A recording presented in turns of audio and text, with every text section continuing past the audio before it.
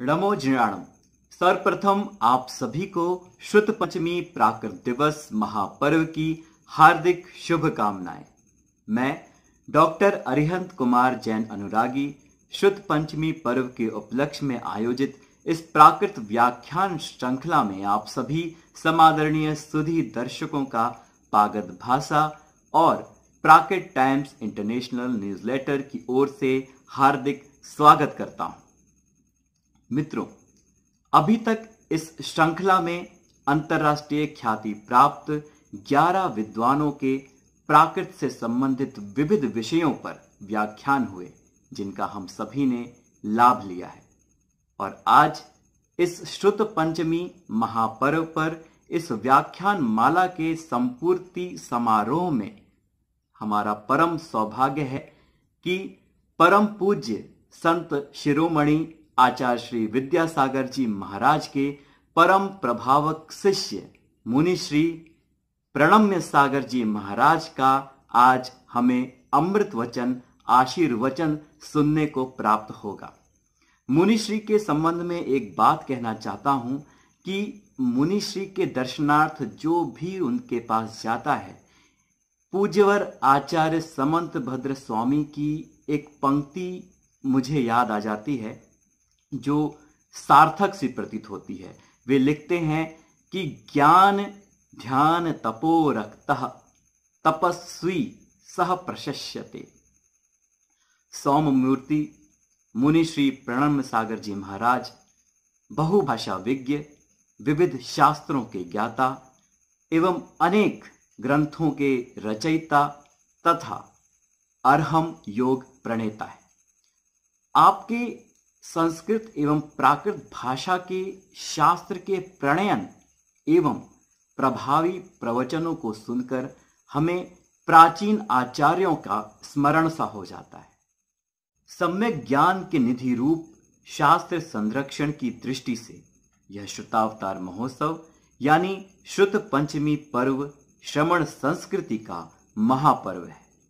इसी दिन हमें महान आचार्यों द्वारा षटखंडागम ग्रंथ की दिव्य उपलब्धि हुई थी।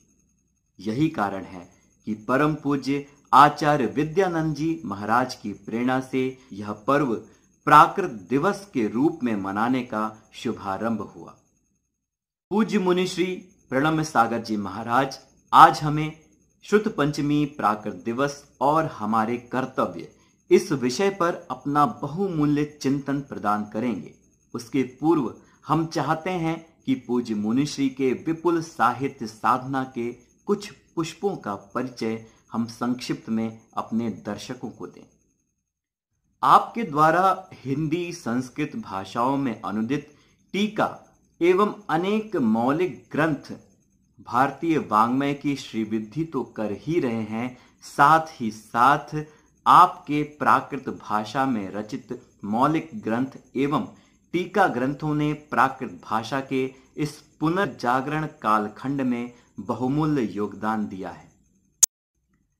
खासकर आपकी मौलिक रूप में आपके द्वारा प्राकृत भाषा में सृजित तिथ्यर भावना, धम्म कहा, प्राकृत रचना भास्कर, दार्शनिक प्रतिक्रमण, पाह्य शिक्षा 1 से 4 भाग आदि प्रमुख ग्रंथ हैं। इसके अतिरिक्त आपका आचार्य कुंद कुंद देव द्वारा प्रणीत अष्टपाहुड़ जैसे महान ग्रंथ पर प्राकृत भाषा में विस्तृत टीका का प्रणयन आपकी ज्ञान गरिमा और प्राकृत भाषा में धारा प्रवाह लेखन की क्षमता का द्योतक है। हम सभी का परम सौभाग्य है कि इस श्रुत पंचमी पर्व के उपलक्ष्य में आयोजित इस प्राकृत व्याख्यान माला श्रृंखला का जो ये संपूर्ति समारोह है, इसमें हम सभी को आपका आशीर्वचन, आपके अमृत वचन सुनने को प्राप्त होंगे। अतः आपसे आग्रह है, अनुरोध है, हम आपके चरणों में त्रिबार नमोस्तु करते हुए आपसे आग्रह करते हैं कि कृपया अपने अमृत वचन द्वारा हम सभी को लाभान्वित कर कृतार्थ करें। नमो लोये सव साहुणम् ऋणाणं शरणं मेदं शरणं च शरणं चरीयशरणं च तव संयमं च शरणं भगवं शरणं महावीरो भगवं शरणं महावीरो। देवादिदेव आदिम तीर्थंकर श्री ऋषभनाथ भगवान की जय। अंतिम शासन नायक श्री वर्धमान महावीर भगवान की जय। परम पूज्य आचार्य गुरुवर श्री विद्यासागर जी महाराज की जय। श्रुत पंचमी महापर्व की जय। सभी धर्म प्रेमी भव्यात्माएं जो कि आज श्रुत पंचमी के पावन अवसर पर श्रुत की महत्ता को समझने के लिए, श्रुत के विषय में जानकारी लेने के लिए और श्रुत पंचमी का जो ये पावन पर्व है, इस पर्व की क्या विशेषताएं हैं, इस बात को जानने के लिए उत्सुक हैं। उन सभी भव्य श्रोताओं के लिए यहाँ से कुछ प्रसारित किया जा रहा है और इस प्रसारण में मुख्य रूप से जो आयोजन किया गया है इस प्रसारण में, वह अपने भारत देश के बहुत अच्छे विद्वान हैं, बनारस में रहने वाले प्रोफेसर फूलचंद जी प्रेमी, जिनके दो पुत्र हैं, एक अनेकांत हैं, एक अरिहंत है और एक उनकी बेटी है। उनकी पत्नी भी है और ये सारे के सारे परिवार के लोग इस आयोजन से जुड़े हुए हैं। इस धर्म कार्य में अपनी बहुत भूमिका निभा रहे हैं। प्राकृत विद्या का प्रचार करने के लिए अनेकांत ने एक पत्रिका निकाली थी, निकल भी रही होगी, जो प्राकृत के ही ऊपर सबसे पहली पत्रिका के रूप में मानी जाती है। और हमारा भी भाव था बहुत पहले से कि प्राकृत में ऐसी पत्रिकाएं निकलनी चाहिए। फिर उसी के साथ साथ अरिहंत ने भी एक पत्रिका निकालने की कोशिश की है, निकल रही है, जो कि प्राकृत इंटरनेशनल इत्यादि के नाम से है। इस तरह से प्राकृत विद्या के प्रचार में ये सभी भाई बंधु, और सबसे बड़ी बात कि प्रोफेसर फूलचंद जी के ही परिवार के ये सभी बेटे बेटियां सभी इस महनीय कार्य में अपना बहुमूल्य योगदान दे रहे हैं। यह एक बहुत सौभाग्य की भी बात है, प्रशंसा की भी बात है कि किसी भी परिवार में सभी परिवारजन एक ही विद्या को आगे बढ़ाने के लिए अगर आगे आते हैं तो ऐसा बहुत कम देखने को मिलता है। और इसी के माध्यम से हम ये समझ सकेंगे कि यह जो प्रवचन की श्रृंखला निरंतर चल रही है, उसी में इस प्रवचन की श्रृंखला का आज यह श्रुत पंचमी पर्व के रूप में समापन भी होना है। तो हम समझने की कोशिश करेंगे कि आखिर यह श्रुत पंचमी पर्व क्या है, क्यों मनाया जाता है, क्या इसकी विशेषताएं हैं। श्रुत शब्द के बारे में थोड़ा सा जानने की कोशिश करें कि श्रुत का मतलब हम लोग क्या समझते हैं और वास्तव में श्रुत के कितने अर्थ हुआ करते हैं। सामान्य से व्यक्ति समझता है कि श्रुत माने होता है सुनना, या श्रुत माने होता है कर्ण इंद्रिय। आचार्यों ने ये कहा है कि जो सुना जाता है वह शब्द है, और उस शब्द को श्रुत भी कहा जाता है, लेकिन वह शब्द श्रुत तब कहा जाता है जब उस शब्द से कुछ अर्थ हमारे ज्ञान में आ रहा हो। तो श्रुत ज्ञान एक हमारे अंदर श्रुत ज्ञानावरण कर्म के क्षयोपशम से उत्पन्न होने वाली परिणति है, और उस श्रुत ज्ञान के माध्यम से हम जो सुना जाता है उसके अर्थ तक पहुँचते हैं, और वह तभी संभव होता है जब हमारे अंदर श्रुत ज्ञानावरण कर्म का क्षयोपशम हो। तो जब ये श्रुत ज्ञानावरण कर्म का क्षयोपशम श्रुत के माध्यम से हमारे अंदर एक भावात्मक श्रुत की परिणति पैदा करता है, तब इसे भाव श्रुत का नाम दिया जाता है। जब वही श्रुत हमारे सामने शब्द के रूप में लिखा हुआ होता है तो उसे हम द्रव्य श्रुत कहते हैं। श्रुत के कई भेद हैं, द्रव्य श्रुत, भाव श्रुत, शब्द श्रुत, अर्थ श्रुत, अंग प्रविष्ट और अंग बाह्य के रूप में भी श्रुत को जाना जाता है। जो लोग जिनवाणी की प्रक्रिया को जानते हैं और द्वादशांग जिनवाणी के नामों से परिचित हैं, उन्हें यह ज्ञान में स्वयं आ जाता है कि द्रव्य श्रुत और भाव श्रुत के अतिरिक्त जो श्रुत के दो भेद हैं, अंग प्रविष्ट और अंग बाह्य, इनका भी बहुत योगदान है। यह ऐसे श्रुत के भेद हैं जिनको हम जानकर के ये समझ सकते हैं कि द्वादशांग का कितना महत्व है। द्रव्य श्रुत वस्तुतः वह प्रक्रिया है जिसमें कि हम शास्त्रों को सामने रख कर के पढ़ते हैं, और शास्त्र यदि हमारे सामने हैं तो इसी का नाम है द्रव्य श्रुत।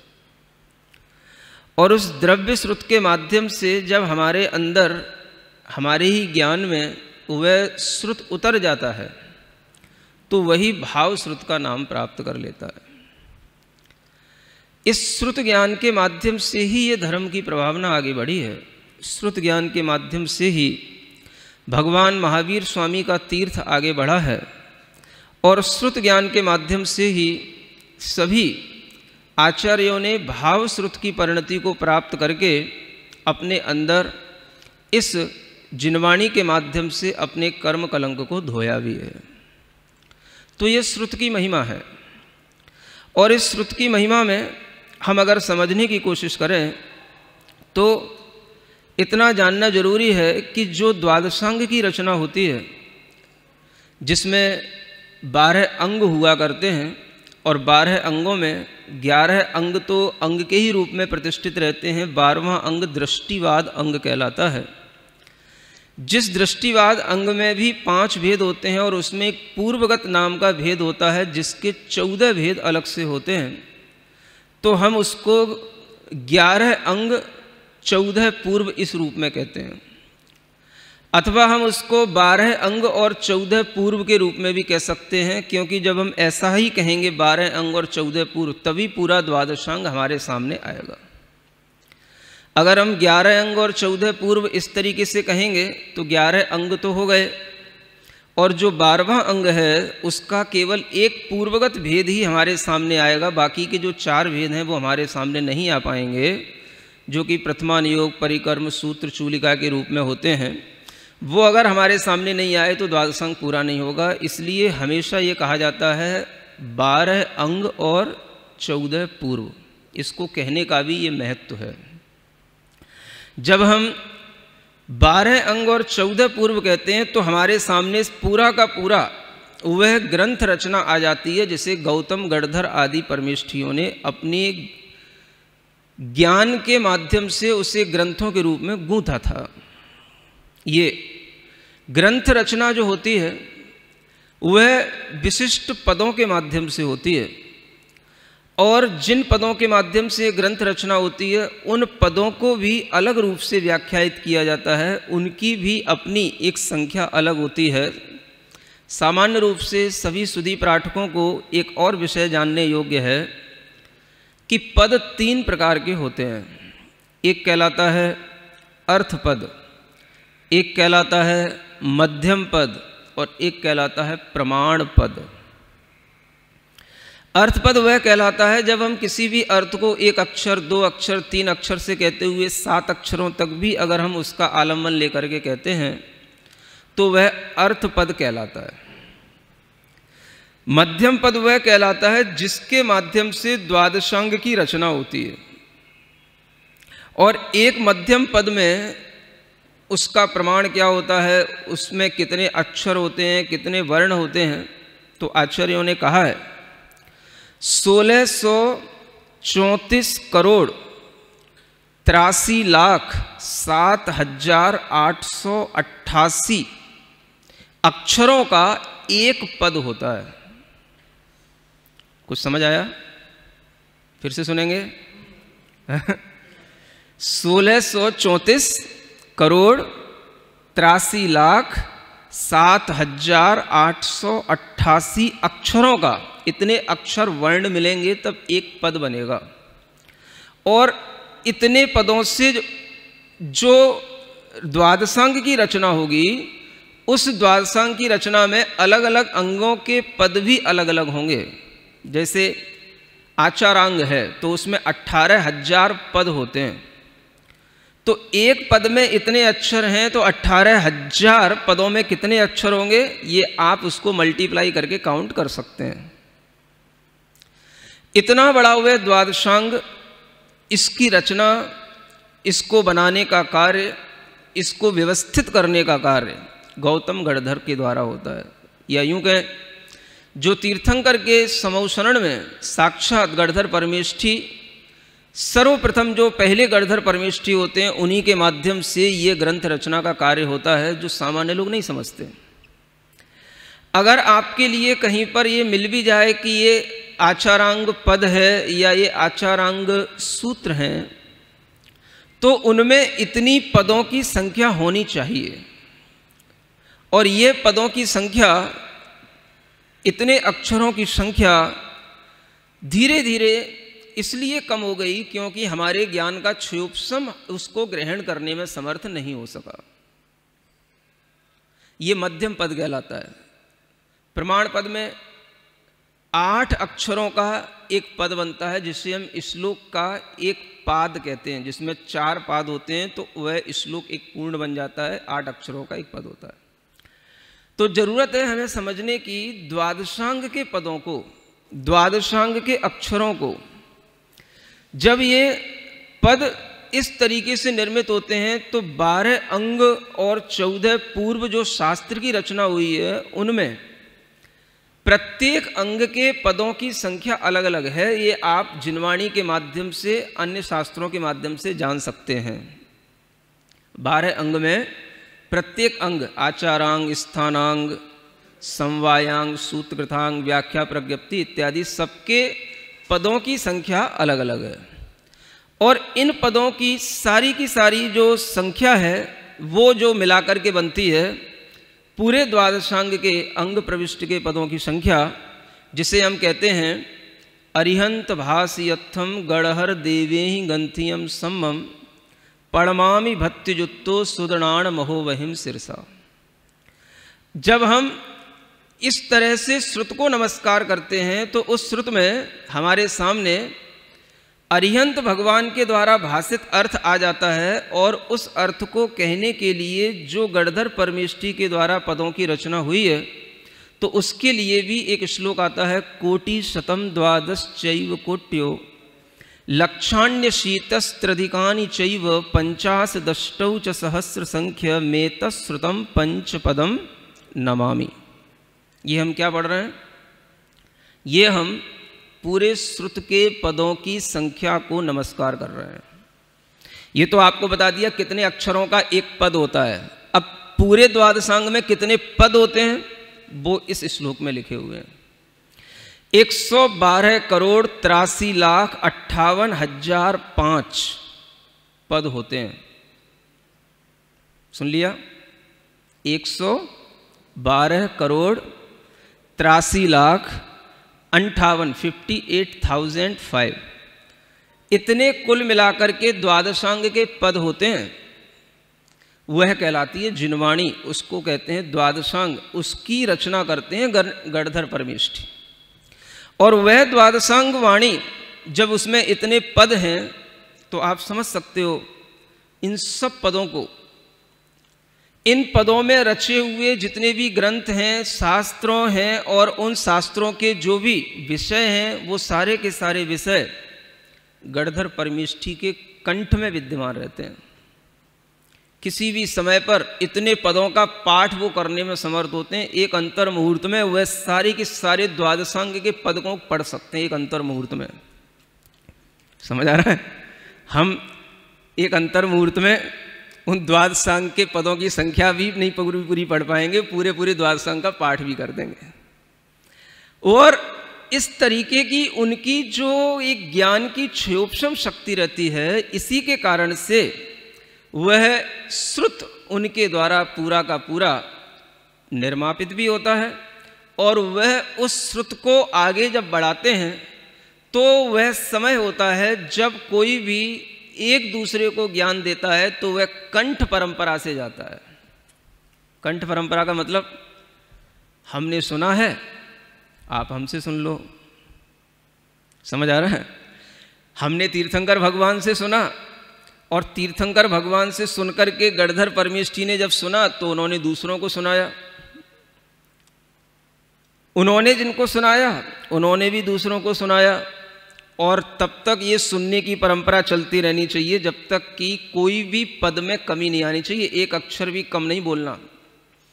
जितने अक्षरों में हमने द्वादशांग को रच दिया है, उतने ही अक्षरों में द्वादशांग जब तक बोला जाएगा, कहा जाएगा, सुनाया जाएगा, तब तक वो कहलाएगा हाँ ये द्वादशांग की परंपरा चल रही है। और गणधर परमेष्ठी के बाद में द्वादशांग की परंपरा चलाने वाले श्रुत केवली होते हैं। श्रुत केवली इन्हीं को कहते हैं। नाम सुना ना सभी ने? एक केवली और एक श्रुत केवली। तीर्थंकर केवली हैं जो स्वयं अर्थ पद के कर्ता कहलाते हैं, और उस अर्थ पद के कर्तृत्व के साथ साथ वह भाव श्रुत के भी कर्ता कहलाते हैं। और जब वह तीर्थंकर बोलते हैं तो उन्हीं के द्वारा बताए हुए सुने हुए श्रुत को अवधारित करके वह गौतम गणधर भी उस श्रुत पर्याय से ही परिणत हो जाते हैं। और जब वह उस श्रुत पर्याय से परिणत हो जाते हैं तो उनके अंदर ये इतने पदों में रचना करने का ज्ञान स्वयं ही उत्पन्न हो जाता है। ये ज्ञानावरणी कर्म का क्षयोपशम इतना अधिक तक हो सकता है जो आपको यहाँ बताया जा रहा है। अब तीर्थंकर भगवान अपना कार्यकाल पूरा करके चले गए। जब तीर्थंकर भगवान चले गए तो उसके बाद में जो और भी उस ज्ञान को प्रवाहित करने वाले केवली हुए, श्रुत केवली हुए, वैसे देखा जाए तो संख्यात 1000 श्रुत केवली कह सकते हैं या ज्ञान को प्रवाहित करने वाले मुनियों की परंपरा कह सकते हैं। लेकिन जब हम परिपाटी क्रम से देखते हैं, अनुबद्ध क्रम से देखते हैं, तो अनुबद्ध केवली और अनुबद्ध श्रुत केवली उनकी संख्या लिमिटेड हो जाती है। भगवान महावीर स्वामी के बाद में गौतम गणधर हुए, और गौतम गणधर के बाद में सुधर्माचार्य हुए। इनको कहीं कहीं लोहाचार्य भी कहा जाता है, और इनको कहीं कहीं सुधर्माचार्य भी शास्त्रों में लिखा हुआ है। फिर उसके बाद में जम्बू स्वामी हुए। ये 3 तो अनुबद्ध केवली हुए, केवल ज्ञान को प्राप्त करके मोक्ष को प्राप्त हो गए। इसके बाद में अनुबद्ध रूप से केवल ज्ञान की परंपरा रुक गई, लेकिन ज्ञान की परंपरा तो आगे बढ़ी। श्रुत केवली हुए, 5 श्रुत केवली हुए। विष्णु, नंदी मित्र, अपराजित, गोवर्धन और भद्रबाहु। ये 5 श्रुत केवलियों के माध्यम से इस 12 अंग और 14 पूर्व की सारी ये ज्ञान की परंपरा हूबहू ज्यों की त्यों आगे बढ़ती रही। मतलब इन आचार्यों के पास में इतना ज्ञान था, इतना ज्ञान का क्षयोपशम था कि जितना गौतम गणधर ने ये पदों की संख्या का निर्माण किया था, 112 करोड़ इत्यादि जो पद हैं, वो सब उनके ज्ञान में, उनके मस्तिष्क में ज्यों के त्यों रखे रहे। समझ आ रहा है? ज्यों की त्यों रखे रहना। जैसे हम आपको रत्न दे दें और आप उन रत्नों को ज्यों के त्यों रखे रहो, हाँ, एक भी उसमें कम नहीं होना चाहिए, एक भी उसमें और ज़्यादा भी मिलना नहीं चाहिए। ज्यों के त्यों वह रत्न रखे रहें, तब तक वह आप उस रत्नों की संभाल करने वाले कहलाओगे। समझ आ रहा है? ऐसा पॉसिबल है? कोई भी व्यक्ति सोच सकता है, अगर हम आपको कोई भी 10 श्लोक एक दिन भी सिखाएं और एक दिन में अगर हम आपको 10 श्लोक पढ़ा भी दें, तो आप उन 10 श्लोकों को ज्यों का त्यों कहने में समर्थ नहीं हो सकते। उनका अर्थ भी ज्यों का त्यों ही कहना, कुछ भी नहीं भूलना। जितने शब्दों में जो व्याख्यायित किया गया है उतने ही शब्दों में व्याख्यायित करना, ये अपने आप में बहुत बड़े ज्ञान के क्षयोपशम के साथ होता है। समझ में आ रहा है? लोग कहते तो हैं जिनवाणी जिनवाणी श्रुत पंचमी, जानते ही नहीं है श्रुत का अर्थ क्या है। तो हम देखें कि इसका नाम है श्रुत परंपरा। अब लोग पूछते हैं हमारे पास में द्वादशांग जिनवाणी क्यों नहीं है, हमारे पास में 12 अंगों का लोप क्यों हो गया, ऐसा प्रश्न किया जाता है। नहीं समझ आ रहा है? आज हमारे पास में 12 अंग क्यों नहीं, 14 पूर्व के ग्रंथ क्यों नहीं? तो ये 12 अंग और 14 पूर्वों की जो परंपरा चली है, ये तब तक सही चली जब तक कि ज्ञान पूरा का पूरा उसे ग्रैस्प करने में समर्थ रहा। समझ आ रहा है? भगवान महावीर स्वामी के बाद लगभग 60, 62, 63 वर्षों के अंदर ही ज्ञान के क्षयोपशम में इतनी कमी हो गई कि वह परंपरा धीमे धीमे क्षीण होने लगी। ये श्रुत केवलियों के बाद में, अब जब ये भद्रभाव श्रुत केवली हो गए, फिर उसके बाद में जब ये और परंपरा आगे बढ़ी, तो आपको ये भी पता होगा कि भद्रभाव श्रुत केवली के बाद उसी समय पर एक बहुत बड़ा 12 वर्ष का अकाल पड़ा था, दुर्भिक्ष। समझ आ रहा है? आज का कोरोना तो कहीं नहीं लगता उसके आगे। 12 वर्ष तक जो आपत्ति रही हो, आदमी का दिमाग, आदमी का ज्ञान, सब कुछ तब तक काम करता है जब तक खा पी करके अच्छे ढंग से ठंडी हवा में बैठा होता है, तब तक उस आदमी का ज्ञान काम करता है। समझ आ रहा है?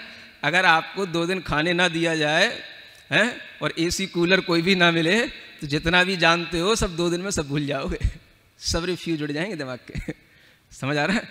मतलब कि समझो 12 वर्ष के उस अकाल को जब झेला गया और जिन आचार्यों ने उस समय पर जो ज्ञान रखा, तो भद्रबाहु के बाद में चंद्रगुप्त एक बहुत बड़े आचार्य हुए, जो चंद्रगुप्त मौर्य के नाम से जो आप सीरियल देखा करते हैं, ये वही चंद्रगुप्त हैं जो भद्रबाहु महाराज की सेवा किए थे अंतिम श्रुत केवली की। और उसके बाद में ये ज्ञान की परंपरा फिर कम सी होती गई। हुआ ये, कुछ विशेष विशाखाचार्य आदि ऐसे 11 आचार्य हुए जो 11 अंग और 10 पूर्वों के ज्ञाता रह गए। भद्रबाहु जी के बाद में, आचार्य भद्रबाहु के बाद में 11 अंग और 10 पूर्व के ज्ञाता रह गए। माने जो लास्ट के 4 पूर्व थे उनका ज्ञान तो थोड़ा थोड़ा रह गया। अब ज्ञान के क्षयोपशम की कमी देखो कैसे होती जा रही है।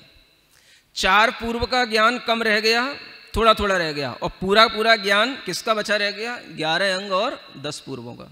ये परंपरा चली, 11 आचार्यों ने ये परंपरा चलाई। ये परिपाटी क्रम से बताया जा रहा है, सीरियल वे में, है ना, जो एक के बाद एक होते गए। फिर उसके बाद में 5 और ऐसे आचार्य हुए जो नक्षत्र आचार्य आदि जिनके नाम थे, और जो 11 अंग और 14 पूर्व के एक देश ज्ञाता रह गए। माने अब उनके पास में, उन 11 के बाद में इन 5 के पास में कोई भी अंग का और कोई भी पूर्व का पूर्ण ज्ञान नहीं रहा। एक देश माने थोड़ा थोड़ा जानना। क्या समझ में आ रहा है? थोड़ा थोड़ा जानना। नॉलेज सबकी है लेकिन थोड़ी थोड़ी सबकी है। समझ आ रहा है? जैसे पूरी फिजिक्स, पूरी केमिस्ट्री, पूरी मैथमेटिक्स, पूरी बायोलॉजी, पूरी जूलॉजी, समझ आ रहा है, पूरी की पूरी आपको आए तो आप पूर्व के सकल ज्ञाता कहलाओगे, है ना। और अगर आपने थोड़ा थोड़ा सब पढ़ लिया है, थोड़ा थोड़ा सा आपके ज्ञान में रह गया है, तो आप उसके एक देश ज्ञाता कहलाओगे। हाँ, अब देखो ये हालत हो गई। ज्ञान का क्षयोपशम कम होता चला जा रहा है। कंठ परंपरा से ज्ञान चल रहा है, लेखन का अभी कोई काम नहीं है। समझ आ रहा है? लेखन अभी होता ही नहीं।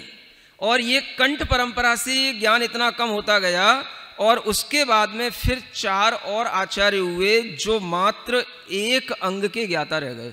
एक पहला अंग आचार अंग के ज्ञाता रह गए। बाकी शेष अंग, शेष पूर्व जितने भी थे, उन सबके बस वो एक देश के ज्ञाता रह गए। थोड़ा थोड़ा सबका ज्ञान है ना। अब ये ज्ञान इतना कम हो गया। यहां से ज्ञान कम होते होते ये ज्ञान आया कहां पर? अब हम प्रासंगिक उस विषय पर आ रहे हैं जिसके लिए हम यहां बैठे हैं और आप लोग भी सुनने को आतुर हैं। क्या समझ में आ रहा है? वो क्या है? आप सोच रहे होगे महाराज ये कौन सी परंपरा बता रहे हैं, क्यों बता रहे हैं? इसलिए बता रहे हैं कि जो प्रसंग अब आचार्य धरसेन महाराज से शुरू होना है वो इसलिए शुरू होना है कि आचार्य धरसेन महाराज अब क्या रह गया? सभ्य सिम अंग पुब्बाणम एक देशो आयरीय परंपराए आगच्छमाणो धरसेन आयरियम संपत्तो। ये आचार्य वीरसेन महाराज की धवला टीका की पंक्तियां आपको सुना रहा हूं। अब आप लोग धवला पढ़ नहीं सकते हो, सुन तो सकते हो, कुछ विशेष विशेष प्रसंग भी सुन सकते हो।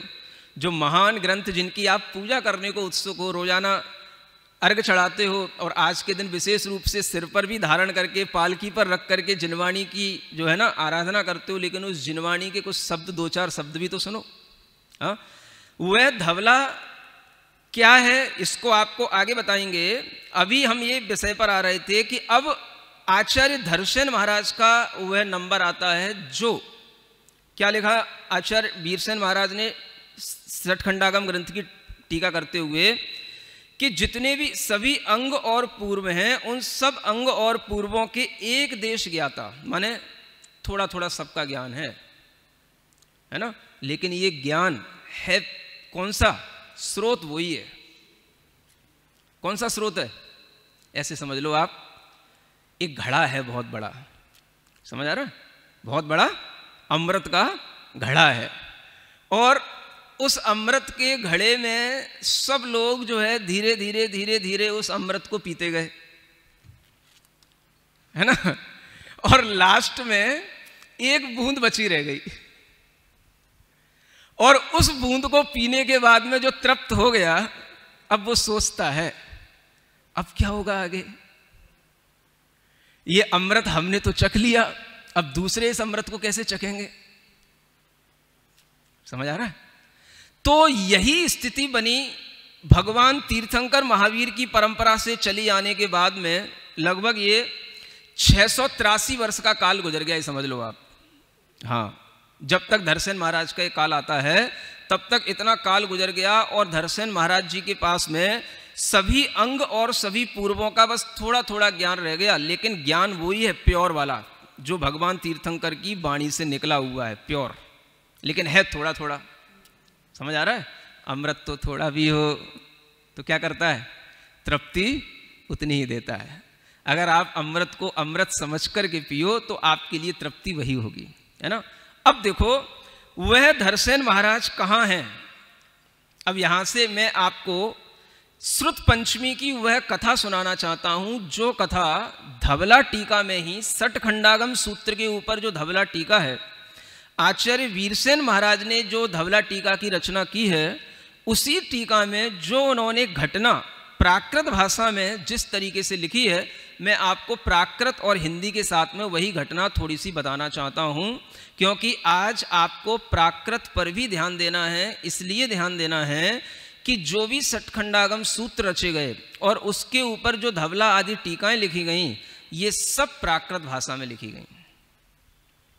टीका में तो कहीं कहीं संस्कृत का भी उपयोग हुआ है, लेकिन षटखंडागम जो सूत्र हैं, उस सूत्र की परंपरा कैसे बनी, उसकी कहानी क्या है, श्रुत पंचमी हम क्यों मनाते हैं, उस पर्व की कथानक क्या है, तो वह कथानक जैसा आचार्य वीरसेन महाराज जी ने लिखा हुआ है वैसा का वैसा ही आपको प्राकृत भाषा के माध्यम से सुनाने का मेरा मन हो रहा है। अब ऑडियंस तो सामने ज़्यादा ही नहीं है ना, तो ये भी नहीं पूछ सकते कि भैया सुनोगे कि नहीं सुनोगे फिर भी जो जहाँ सुन रहे होंगे कह रहे होंगे हाँ महाराज सुना दो, है ना, क्योंकि आप लोग तो बड़े अच्छे आराम से अपने अपने घरों में सोफा सेट पर बढ़िया, है ना, एसी में बैठे होगे, तो कोई बात नहीं, आप ये सुनो कि क्या शब्दावली है आचार्यों की जो उन्होंने इस घटना को इतना प्रामाणिक रूप से प्रस्तुत किया है। और यही वो घटना है जिसके माध्यम से हम प्रामाणिक रूप से श्रुत पंचमी की परंपरा को आगे बनाए रखते हैं, है ना। इसके अलावा अनेक और भी आचार्य हुए जिन्होंने इस घटना को लिखने के लिए श्रुतावतार के रूप में ग्रंथों की रचना की है, लेकिन सबसे अच्छी प्राचीन जो आचार्य वीरसेन महाराज ने जो षटखंडागम ग्रंथ की टीका करते हुए लिखा है, वो मैं आपको यहीं से पढ़ता हूं। तेणवी सौरठ विषय गिरिनयर पट्टण चंद हुआ ठीण अट्ठंग महान मित्त पारायण गंथ वोच्छेदो हो यदि। प्राकृत समझ में आ रही है? आएगी, धीमे धीमे आएगी, है ना। बड़ी अच्छी भाषा है प्राकृत, मधुर भाषा है, बोली जाने वाली भाषा है, समझ आ रहा है। और ख़ास तौर से बड़ी कोमल भाषा है और स्त्रियों को और बालों को ज़्यादा अच्छी लगने वाली भाषा है, समझ आ रहा है। हाँ, अभी जब कुछ बात हो रही थी तो फूलचंद जी प्रेमी जो है बता रहे थे कि कहीं पर भी अगर कोई पाठशालाओं में कहीं पर भी कोई थोड़ा प्राकृत का अध्ययन चलता है तो महाराज उसमें स्त्रियां ज़्यादा पढ़ती हैं। तुमने कि इसमें बुराई की क्या बात हो गई? अरे भाई, वो स्त्रियों के लिए ही है। एक काव्य अलंकार नाम का ग्रंथ है, रुद्रट का काव्य अलंकार है, और उसके ऊपर एक नमी साधु हुआ, उसने टीका की है, और उस टीका में इसने लिखा हुआ है कि बाल महिलादि सुबोधम, है ना, प्राकृतम इति प्राकृतम, जो सबसे पहले की गई, सबसे पहले चली आई भाषा है उसका नाम है प्राकृत भाषा। और ये बच्चों के लिए, महिलाओं के लिए बड़े अच्छे से ज्ञान में आ जाती है, सुबोध भाषा है। इसलिए जिसको भी ये ज्ञान में आ रही है उसको ये समझ लेना चाहिए कि वह उसके ज्ञान के क्षयोपशम के कारण से आ रही है। हो सकता है महिलाओं के, बच्चों के ज्ञान का क्षयोपशम ज़्यादा रहता हो, है ना। पुरुषों के लिए मना नहीं है, क्योंकि उसमें आदि भी लिखा हुआ है, बाल महिला आदि, आदि में सब आ जाते हैं, है ना। तो देखो क्या लिखते हैं, सौरठ विषय, सौराष्ट्र, सौराष्ट्र, सौराष्ट्र को प्राकृत में क्या बोलते हैं? सौरठ। हाँ, तो सौराष्ट्र कहलाता है गुजरात आज के समय का। गिरिनयर पट्टन, गिरनार को क्या बोलते हैं? गिरिनगर, उसका सही नाम है। ये प्राकृत के कारण से हम जो है अपभ्रंश बोलने के बाद हिंदी बोलते हुए इन नामों के ऐसे रूपांतरण कर चुके हैं, है ना। तो मुख्य नाम है गिरिनगर, और आज हम उसको बोलते हैं गिरनारी, गिरनारी, गिरनार, गिरनार, है, नगर का नार हो गया वो। अब उस गुजरात में गिरनार में, गिरिनगर में एक चंद्र गुफा है ना। आपने देखी हो ना देखी हो? मैंने देखी है ना। आचार्य महाराज के साथ में जब मैं ब्रह्मचारी था तब यात्रा करते हुए गया था, तो उस चंद्र गुफा में भी गया था, और आचार्य महाराज ने वहाँ पर भी बैठ करके सामायिक की थी, और हम लोग भी वहाँ पर बैठे थे। कुछ लोग गुफा के अंदर बैठे थे, कुछ गुफा के बाहर बैठे थे, है ना। बड़ा अच्छा मनोरम दृश्य है वहाँ पर। तो उस गुफा में जहाँ पर आचार्य धरसेन महाराज ने मन में विचार किया था कि ग्रंथ का जो परंपरा से प्रवाह चला आ रहा है, अब ये विच्छेद को प्राप्त हो जाएगा, क्योंकि हमें दिख रहा है अब इसको जानने वाले कोई बचे नहीं, समझ आ रहा है। लेकिन वो अष्टांग महानिमित्त में पारायण थे। अष्टांग महानिमित्त ज्ञान होता है ना। यहीं बैठे बैठे सब कुछ जान लेना, आगे भविष्य में क्या होने वाला उसके बारे में जान लेना। तो ऐसे अष्टांग महानिमित्त के ज्ञान को धारण करने वाले वो अकेले आचार्य उस गिरनार की चंद्र गुफा में स्थित रहते थे। तब उनके मन में एक ग्रंथ परंपरा का वोच्छेद हो जाएगा, ऐसा सोच करके उन्होंने क्या किया, जाद भयण, उनके अंदर भय पैदा हो गया। सुन रहे हो? साधुओं को भी भय पैदा हो जाता है। किससे? संसार से, हैं, कि संसार में रहने वालों से, हैं?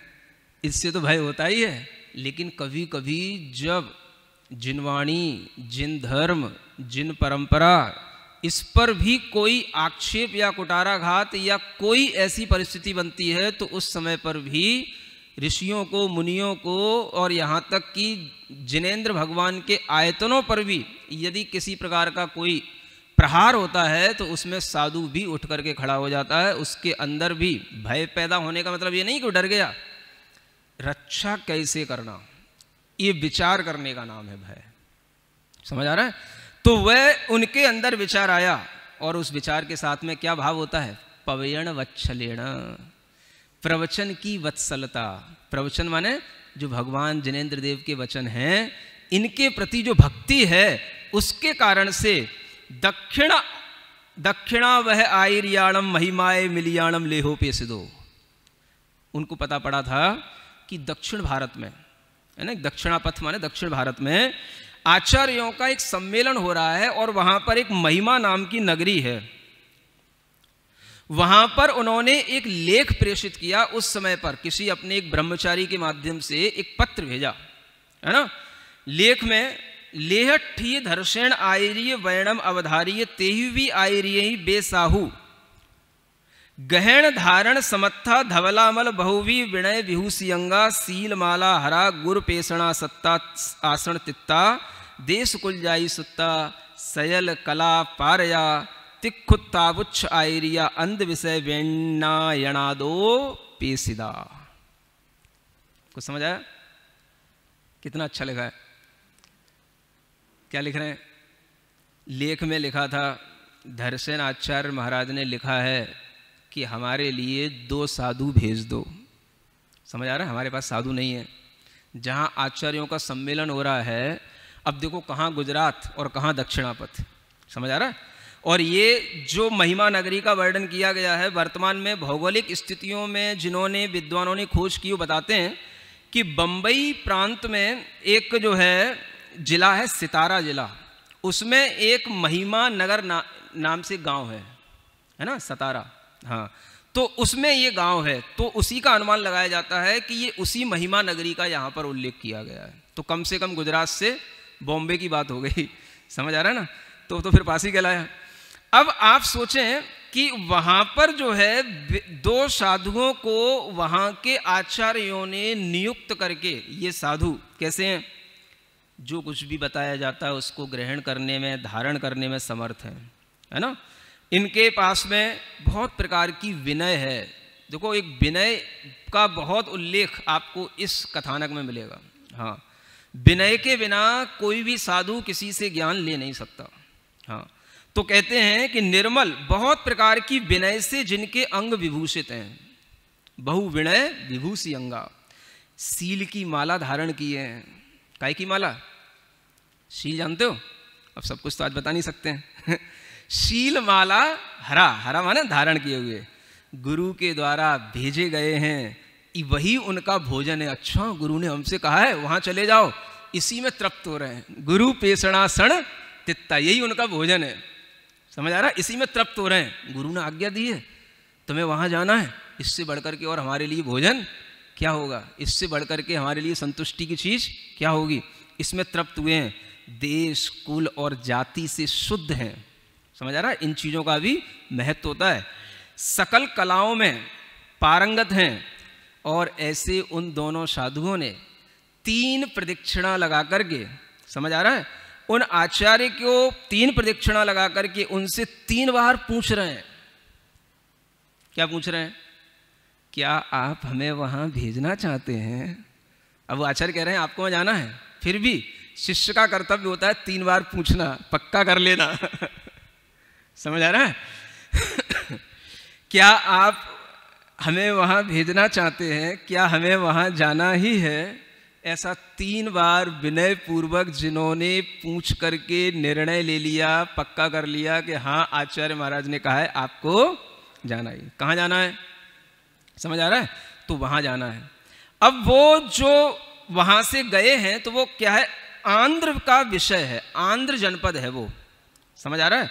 अब आंध्र प्रदेश जिसको हम समझ सकते हैं, है ना, वहां से इसका संबंध है। तो कुछ लोग जब इसको बॉम्बे के साथ जोड़ते हैं तो फिर आंध्र प्रदेश उस समय की बहुत बड़ी फिर परिधि में कहलाने वाला उस समय की भौगोलिक रचना होगी, तब जुड़ेगा वो, है ना। और वहां पर एक वेण्या नाम की नदी है, वेणा नदी है, उसके नदी के तट से उनको भेजा गया, यहां से आप आगे बढ़िए। और फिर तेसु आगच्छमाणेषु रैणीये, जब वो आ रहे थे तो उसी रात में, है ना, पश्चिम भय माने रात्रि का जो अंतिम प्रहर होता है, पश्चिम भाग, है ना, उस समय पर कुंद इंदु शंख वंडा, है ना। अब देखो इधर जो धरसेन आचार्य हैं उनको क्या दिखाई देता है ना, कुंद फूल होते हैं, इंदु माने चंद्रमा होता है, शंख के समान सफेद, ऐसे सभी लक्षणों से संपूर्ण, अपने किए हुए, है ना, तिप्पदाहिणा 3 प्रदक्षिणा जिनकी लगाई गई हैं ऐसे, और जो पास में स्थित हैं 2 वृषभ उन्होंने रात्रि में अंतिम समय में स्वप्न में देखे। किसने देखे? आचार्य धरसेन भट्टारकेण दिट्ठा, धरसेन भट्टारक ने उस समय पर 2 बैल हमारी प्रदक्षिणा लगा रहे हैं। बैल देखे उन्हें, अभी आदमी नहीं देखे। समझ आ रहा है?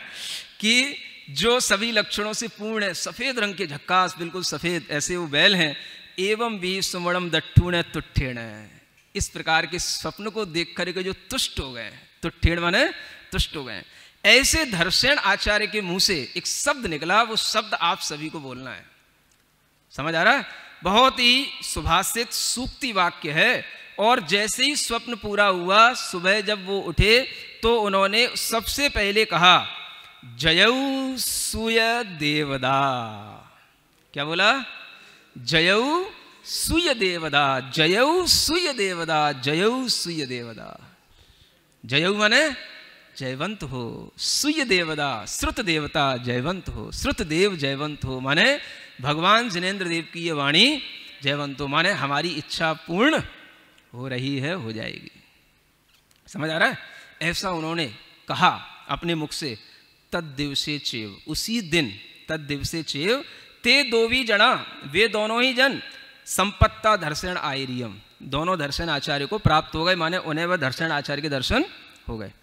तदो धर्षेण भयवदो किदियम्मम काउवणे दोन्नी दिवसे बोला भी तदीय दिवसे बिणीयेण। देखो समझ आ रहा है? आए हैं चल करके धर्षेण आचार्य के, उन्होंने कृति कर्म पूर्वक क्या की? उनकी वंदना की ना, माने कृति कर्म पूर्वक, कायोत्सर्ग पूर्वक जो श्रुत भक्ति, आचार्य भक्ति इत्यादि की जाती है उसको कृति कर्म कहते हैं। तो ऐसे कृति कर्म पूर्वक उन्होंने वंदना करके 2 दिन तो उन्होंने आचार्य महाराज से कुछ नहीं बोला। समझ आ रहा है? हाँ, ये तरीके होते हैं गुरु शिष्य के बीच में। समझ आ रहा है? अब आप अधीर हो जाओ एकदम से, आपने मुझे बुलाया था, मैं आ गया हूं, ऐसा नहीं होता। समझ आ रहा है?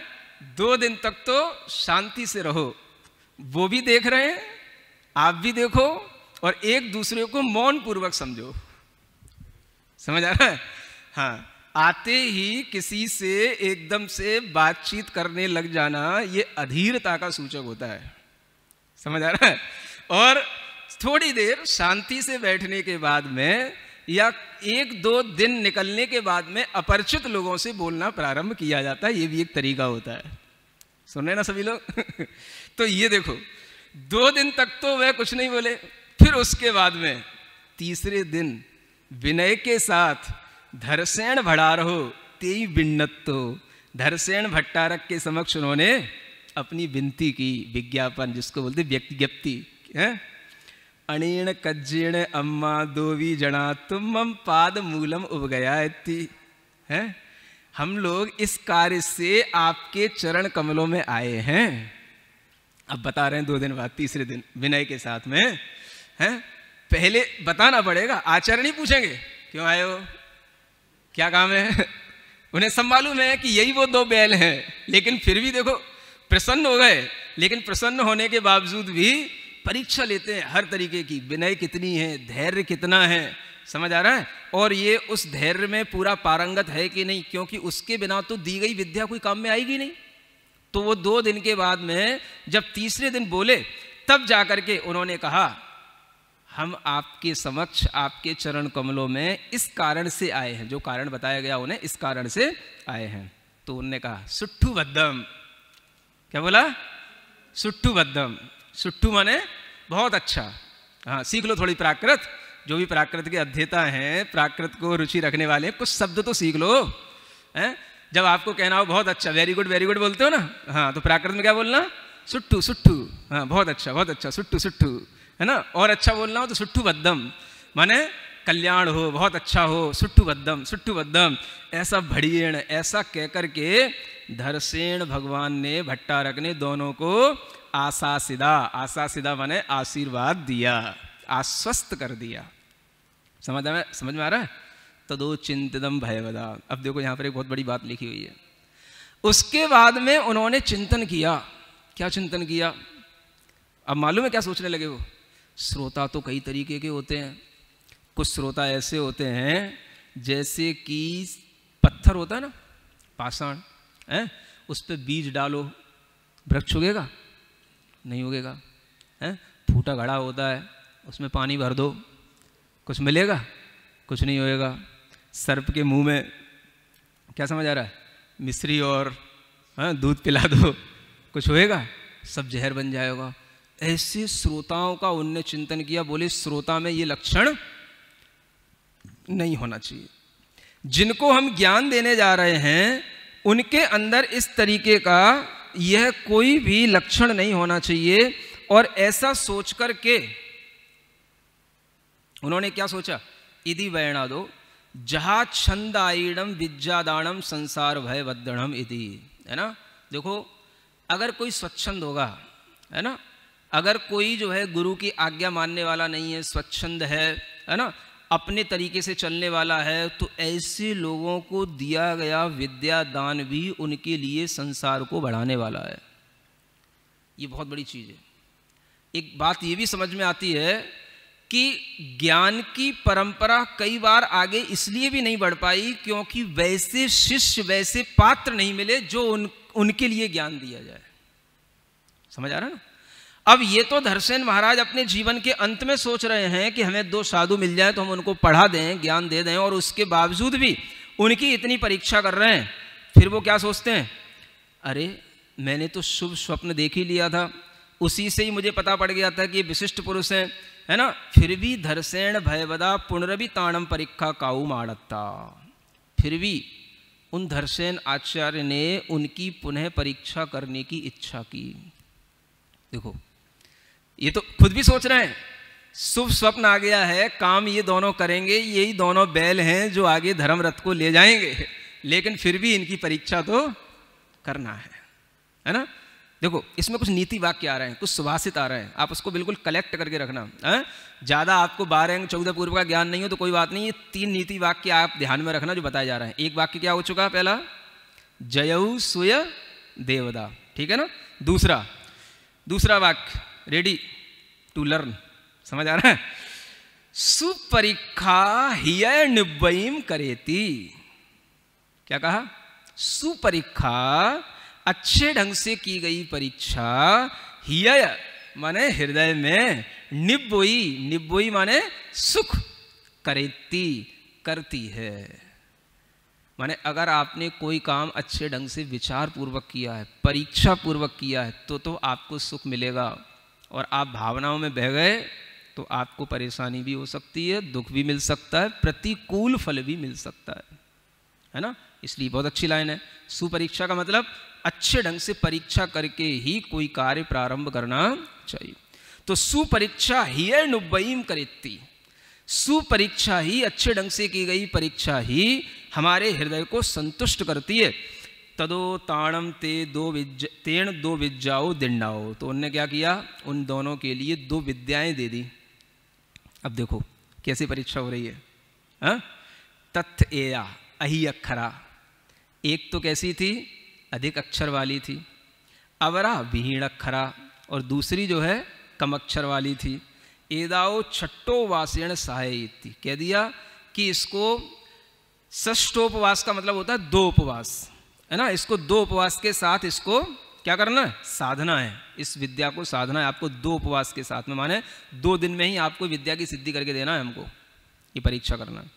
क्या करना, तदोते सिद्ध विद्या, है ना, विद्या देवदाओ पिच्छन्ति, तब उनको विद्या सिद्ध हो गई 2 दिन में। और वो विद्या जब सिद्ध हो गई तो वो विद्या देवताओं से पूछते हैं, एया उद्दंतुरिया अवरे या कानिया। जब वो देखा कि एक के तो दांत बाहर निकल रहे हैं और एक कानी है ना, ऐसो देवदानम सहावो न होदी, देवताओं का स्वभाव तो ऐसा होता नहीं है। इति चिंते उणे, ऐसा सोच करके, मंत वायरण सत्य कुशले हीणा आई रखराणम छुहणा वयण विहाणम काउण पढ़नते 2 भी देवदाओ सहाव सरुवठियाओ दिठाओ। क्या किया उन्होंने, मंत्र में कुशल थे, व्याकरण में कुशल थे, समझ आ रहा है, सभी प्रकार के शास्त्रों में कुशल थे। उन्होंने देखा, अरे इस मंत्र में एक अक्षर कम है, एक अक्षर ज़्यादा है, जिसमें कम था उसमें एक अक्षर ज़्यादा कर दिया, जिसमें ज़्यादा था उसमें एक अक्षर कम कर दिया, और फिर से उस विद्या को सिद्ध करने के लिए फिर वही मंत्र पढ़ा, तो क्या हो गया, दोनों देवता बिल्कुल अपने स्वभाव से सुंदर जो रूप था उसमें आकर के खड़े हो गए। पुणोते ही धर्षण भयवंत से जहाँ वित्तीर्ण विणयण निवेद्य सुट्ठू तुट्ठेण धर्षण भड़ारेण, है ना। फिर क्या हुआ, फिर उन्होंने धर्षण भगवान के लिए जैसा हुआ वैसा जाकर के बता दिया। ऐसा हुआ था, आपने तो विद्या दे दी, पहले तो वो कानी हुई दिखी, एक के दांत दिख रहे थे, तो फिर मैंने ऐसा किया, फिर वो विद्या फिर सिद्ध की, तो फिर सही हो गई, सिद्ध हो गई। तब धर्षण भट्टारक ने समझ लिया, हाँ ये शिष्य जो है हाँ, गलती नहीं करेंगे, ये काम के हैं और ये गलत को भी सही करने वाले हैं, सही को गलत करने वाले नहीं। समझ आ रहा है? तब देखो विचार करते हैं, सोममति ही नक्षत्रवारे ग्रंथो पारद्धो। अब मैं तुमको पढ़ाऊंगा। अब ग्रंथ प्रारंभ होता है ना। देखो कुछ लोग कहते हैं क्या होती हैं तिथियां, क्या होते हैं वार, हैं क्या होता है ज्योतिष। यहां से सीखो, सब कुछ, सबका हर चीज का महत्व होता है। शुभ तिथि में, सौम्य तिथि में, शुभ तिथि में, शुभ नक्षत्र में, शुभ वार में ग्रंथ का प्रारंभ हुआ, पढ़ाना शुरू किया। अच्छा कार्य अच्छे समय पर ही किया जाता है और अच्छे समय पर बीज बोया जाता है, तभी वो अच्छा फल देता है। तो आचार्य सब चीजों का ज्ञान रखते हैं। पुणो कमेण वक्षाणंतेण तेण आषाढ़ मास शुक्ल पक्ष एकादशी पुब्बंडे ग्रंथो समाण दो। अब क्या हुआ कि वह इस तरीके से व्याख्यान चलता रहा और आषाढ़ मास का शुक्ल पक्ष की एकादशी आ गई, जब ये ग्रंथ पूरा उनका समाप्त हो गया। जो उन्हें पढ़ाना था आचार्य दर्शन महाराज को, उन्होंने पूरी विद्या उनको दे दी। अब ये कौन सा समय आ गया? आषाढ़ महीने का शुक्ल पक्ष का। अभी श्रुत पंचमी चल रही है, समझ आ रहा है? इसके बाद ये जो जेठ मास चल रहा है, अब आषाढ़ महीना आएगा, है ना। जब उसका जो शुक्ल पक्ष आता है उसकी 11 को तो चातुर्मास की स्थापना होती है और 11 को उन्होंने ये ग्रंथ पूर्ण कर दिया। मतलब 11 को उन्होंने पूरी विद्या उनको सिद्ध करके दे दी। विनयेण ग्रंथो समाण दो, विनय पूर्वक वह ग्रंथ पूर्ण हो गया। इति तुठ्ठे, जब इस तरीके का महनी कार्य हो गया तो भूत जाति के देव, कौन से? हाँ, डरो नहीं, हाँ, भूत जो आपके पास आते वो वाले भूत नहीं होते, तो वही भूत हैं, लेकिन जो भूत जाति के देव हैं उनके अंदर जो सम्यक दृष्टि होते हैं और जिन्हें जिनेंद्र भगवान की प्रभावना पर, है ना, यह विश्वास होता है कि इन्होंने जिनेंद्र भगवान की प्रभावना की है, तो उनके भी वह गीत गाते हैं। तो क्या हुआ, उसी समय पर उनकी बहुत पूजा की गई, है ना। पुष्प, है ना, शंख, अनेक प्रकार के नैवेद्य और बहुत बड़े बड़े शब्द, है ना, तूर शब्द, जैसे तुरई होती है ना, ऐसे लंबे लंबे बाजों से बजा बजा करके पूरा का पूरा वातावरण पूरा आनंदित कर दिया। उसको देख करके क्या हुआ, धर्षेन भट्टारक जी ने यह सब देख करके क्या किया, एक का नाम जो है भूत बलि रख दिया, क्योंकि भूतों ने इनकी पूजा की है, इसलिए इनका नाम क्या रख दिया, भूत बलि, है ना। दूसरे की भी पूजा की थी, दोनों बैठे थे, दो साधु थे ना, अब उनकी भी पूजा की थी। अवरस्वी भूदेही पूजदस्य अथ व्यथ अस्त व्यस्त, प्राकृत में क्या बोलते हैं, अथ व्यथ दिठीय दंत पंक्ति, है ना, जिनके दांतों की पंक्तियां अस्त व्यस्त थी। समझ आ रहा ना, हाँ, मतलब आगे पीछे ऊपर नीचे होंगी तो उनको हटा करके भूतों ने, माने उन देवों ने बिल्कुल समीकरण कर दिया, व्यवस्थित कर दिया, बिल्कुल। समझ आ रहा है? तो फिर आचार्य दर्शन महाराज ने उनका नाम रख दिया, दूसरे साधु का नाम पुष्पयंतो, पुष्पदंत। समझ आ रहा है? ऐसे उनका नामकरण हुआ। अब देखो अब क्या हुआ, पुणोते तद दिवसे चियो पेशिदा संता। अब देखो ये कहलाती वीतरागता, अत्यंत निरीता। जिस दिन शास्त्र ज्ञान पूर्ण हो गया उसी दिन आचार्य दर्शन महाराज ने आज्ञा दे दी, अब आपको यहां से आगे जाना है, विहार करना है। समझ आ रहा है? देखो क्या सोचते होंगे साधु, जिनसे हमने ज्ञान लिया है उनकी एक दिन भी एक्स्ट्रा सेवा करने को भी हमें नहीं मिल रहा है। समझ आ रहा है ना? और उसी दिन उन्हें वहां से भेज दिया और उनने क्या सोचा, अब ये तीसरा सूक्ति वाक्य याद रखने के लिए, तीसरा, समझ आ रहा है? इस पूरे कथानक में 3 सूक्ति वाक्य आए हैं, बहुत अच्छे हैं। गुरु वैणम अलंघनिज्जम, गुरु वैणम अलंघनिज्जम, गुरु वचन अलंघनीय है।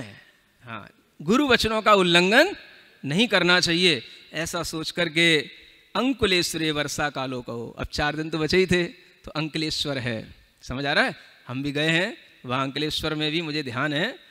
मतलब जब ब्रह्मचारी वस्तामाचासी के साथ में गए थे तो एक नीचे तहखाना है, उसमें 2 मतलब आदिनाथ भगवान की किसी की बड़ी कसौटी के पाषाण की बड़ी अच्छी सुंदर काले रंग की प्रतिमाएं हैं। समझ आ रहा है ना? हाँ, वो अंकलेश्वर स्थान अभी भी है, भरूच जिले में है, तो बड़ा अच्छा।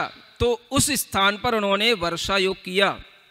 जोगम समाणीय, जब वर्षा युग पूरा हो गया तो एक उनके पास में जिनपालित नाम का शिष्य था, जो कहा जाता है कि पुष्पदंत का वो भांजा था, है ना। उस जिनपालित को देख करके पुष्पदंत आर्यो वनवासी विषयम गदो, पुष्पदंत आचार्य तो उसे लेकर के वनवासी विषय में चले गए। माने एक वनवासी देश है, ये उत्तर कर्नाटक में माना जाता है। उत्तर कर्नाटक का प्राचीन नाम है, कदम्ब वंश के राजाओं का ये स्थान रहा है, तो वहाँ पर ये चले गए। और भूतबली भटारो भी दमल विषय में गदो, और जो भूतबली भटारक थे वो अलग चले गए, वो दमिल विषय में चले गए, है ना। ये दमिल जो है स्थान है जो मद्रास से सेरिंगपट्टम और कोमारिन तक जो है फैला हुआ है, और इसकी राजधानी कांचीपुरी मानी जाती है ना, जिसका उल्लेख आचार्य समंतपद महाराज ने भी किया है ना, कांचीपुरी। तो उस स्थान पर अब ये दोनों आचार्य अलग अलग देशों में चले गए, अलग अलग स्थानों पर चले गए। फिर क्या हुआ, तदो पुष्पदंत आर्येण जिणवालिदस्य दिक्खम दाऊण विंशति पुष्सुत्ताणम करिय पड़ावीय पड़ोसो भूतबली भयवंतस्य पासम पेशिदो।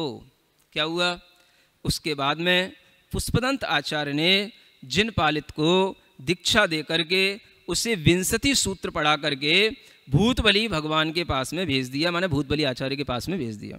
भूतबली भयवदा जिणवालिद पासे दिट्ट विंशति सूत्रेण अप्पाउति, है ना। भूतबली आचार्य ने देखा कि ये जिनपालित जो है, जो सूत्र की रचना जो पुष्पदंत आचार्य ने की है, उनसे लेकर के जो आए हैं, तो उन पुष्पदंत आचार्य की उम्र कम है, ऐसा जानकर के उन्होंने देखा कि ये जो महाकर्म प्रकृति पाहुड़ है इसका विच्छेद हो जाएगा, ऐसी बुद्धि उनमें उत्पन्न हुई। तो उन्होंने क्या किया, ग्रंथ रचना प्रारंभ की। माने जो 60 खंडागम ग्रंथ में जीवट ठाण है, वो पहले जीवट ठाण में से 20 प्रूपणाओं की रचना तो आचार्य पुष्पदंत महाराज ने की, और उसके बाद की सारी प्रूपणा धरसेन महाराज जी की है, वो भूतबली महाराज जी की है।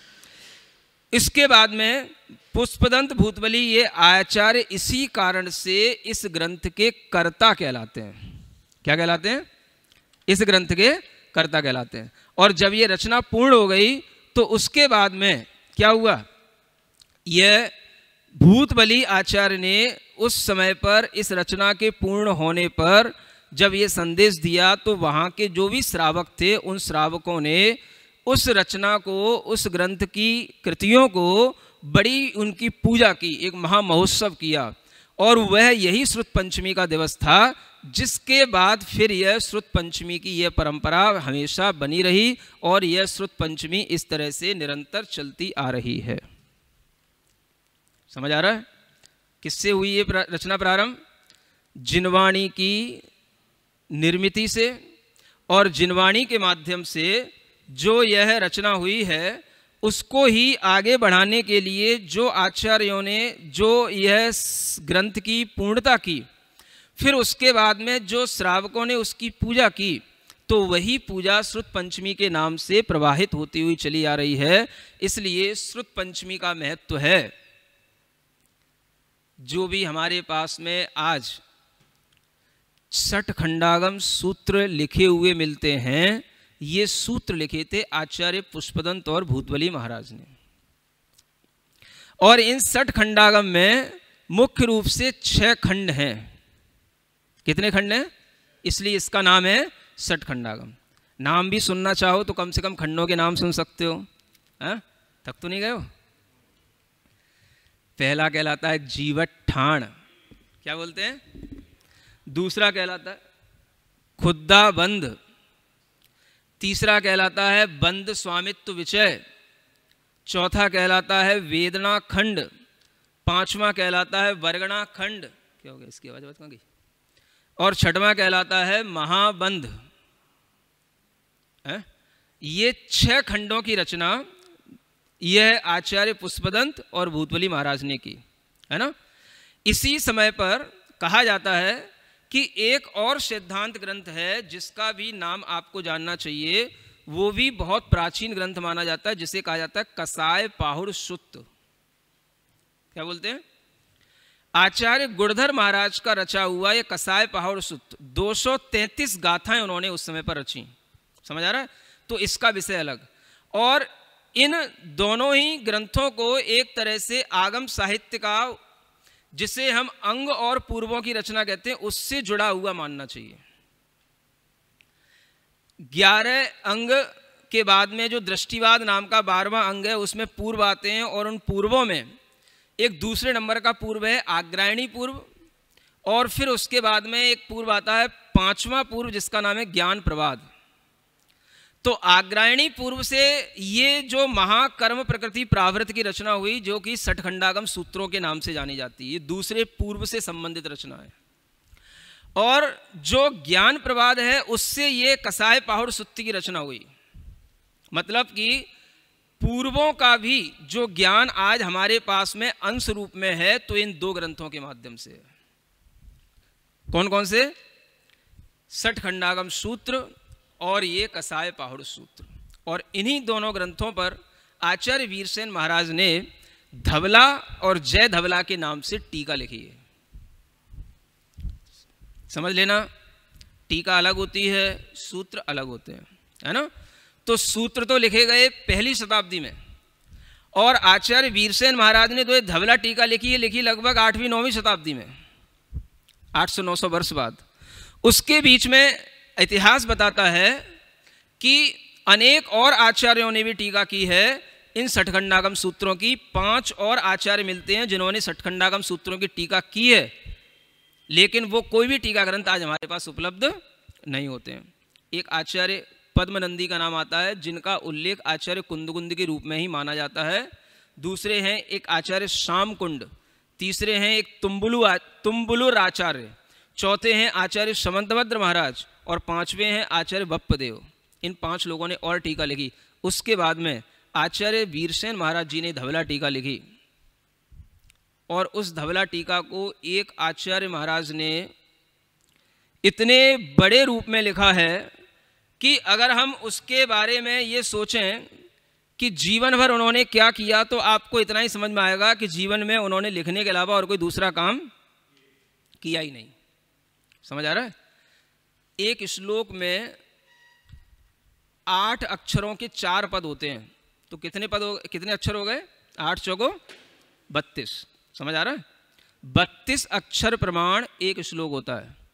जब ये धवला टीका का पूरा अनुमान लगाया जाता है कि ये धवला टीका कितनी बड़ी है, तो इसके लिए विद्वानों ने कहा 72,000 श्लोक इसमें समाहित हो जाएंगे। 72,000 श्लोक प्रमाण ये धवला टीका कहलाती है। समझ आ रहा है? कितने? एक आचार्य ने 72,000 श्लोक प्रमाण धवला टीका लिखी। किसके ऊपर? सठखंडागम सूत्र के ऊपर। और कसाय पाहुड़ जो सूत्र थे, उसके ऊपर जय धवला टीका लिखी, और वह केवल उस पर 20,000 श्लोक प्रमाण उसके ऊपर टीका लिख पाए। उसके बाद में उनका स्वर्गवास हो गया। समझ आ रहा है? तो टोटल एक आचार्य के द्वारा 72,000 और 20,000 कितना हो गया? है ना, लगभग 92 हो गया। 1 लाख के बराबर ये इतनी श्लोक प्रमाण ग्रंथ रचना हुई। आज तक के इतिहास में कोई भी इतना बड़ा काव्य नहीं है, कोई भी इतना बड़ा महारथी, इतना बड़ा कोई भी साधु नहीं हुआ पूरी भारतीय संस्कृति में, चाहे हिंदुओं में चाहे जैनों में, जिसने इतना बड़ा कोई ग्रंथ रचना अपने जीवन काल में की हो। 92,000 श्लोक प्रमाण पूरे ग्रंथ को एक व्यक्ति के द्वारा लिखा जाना।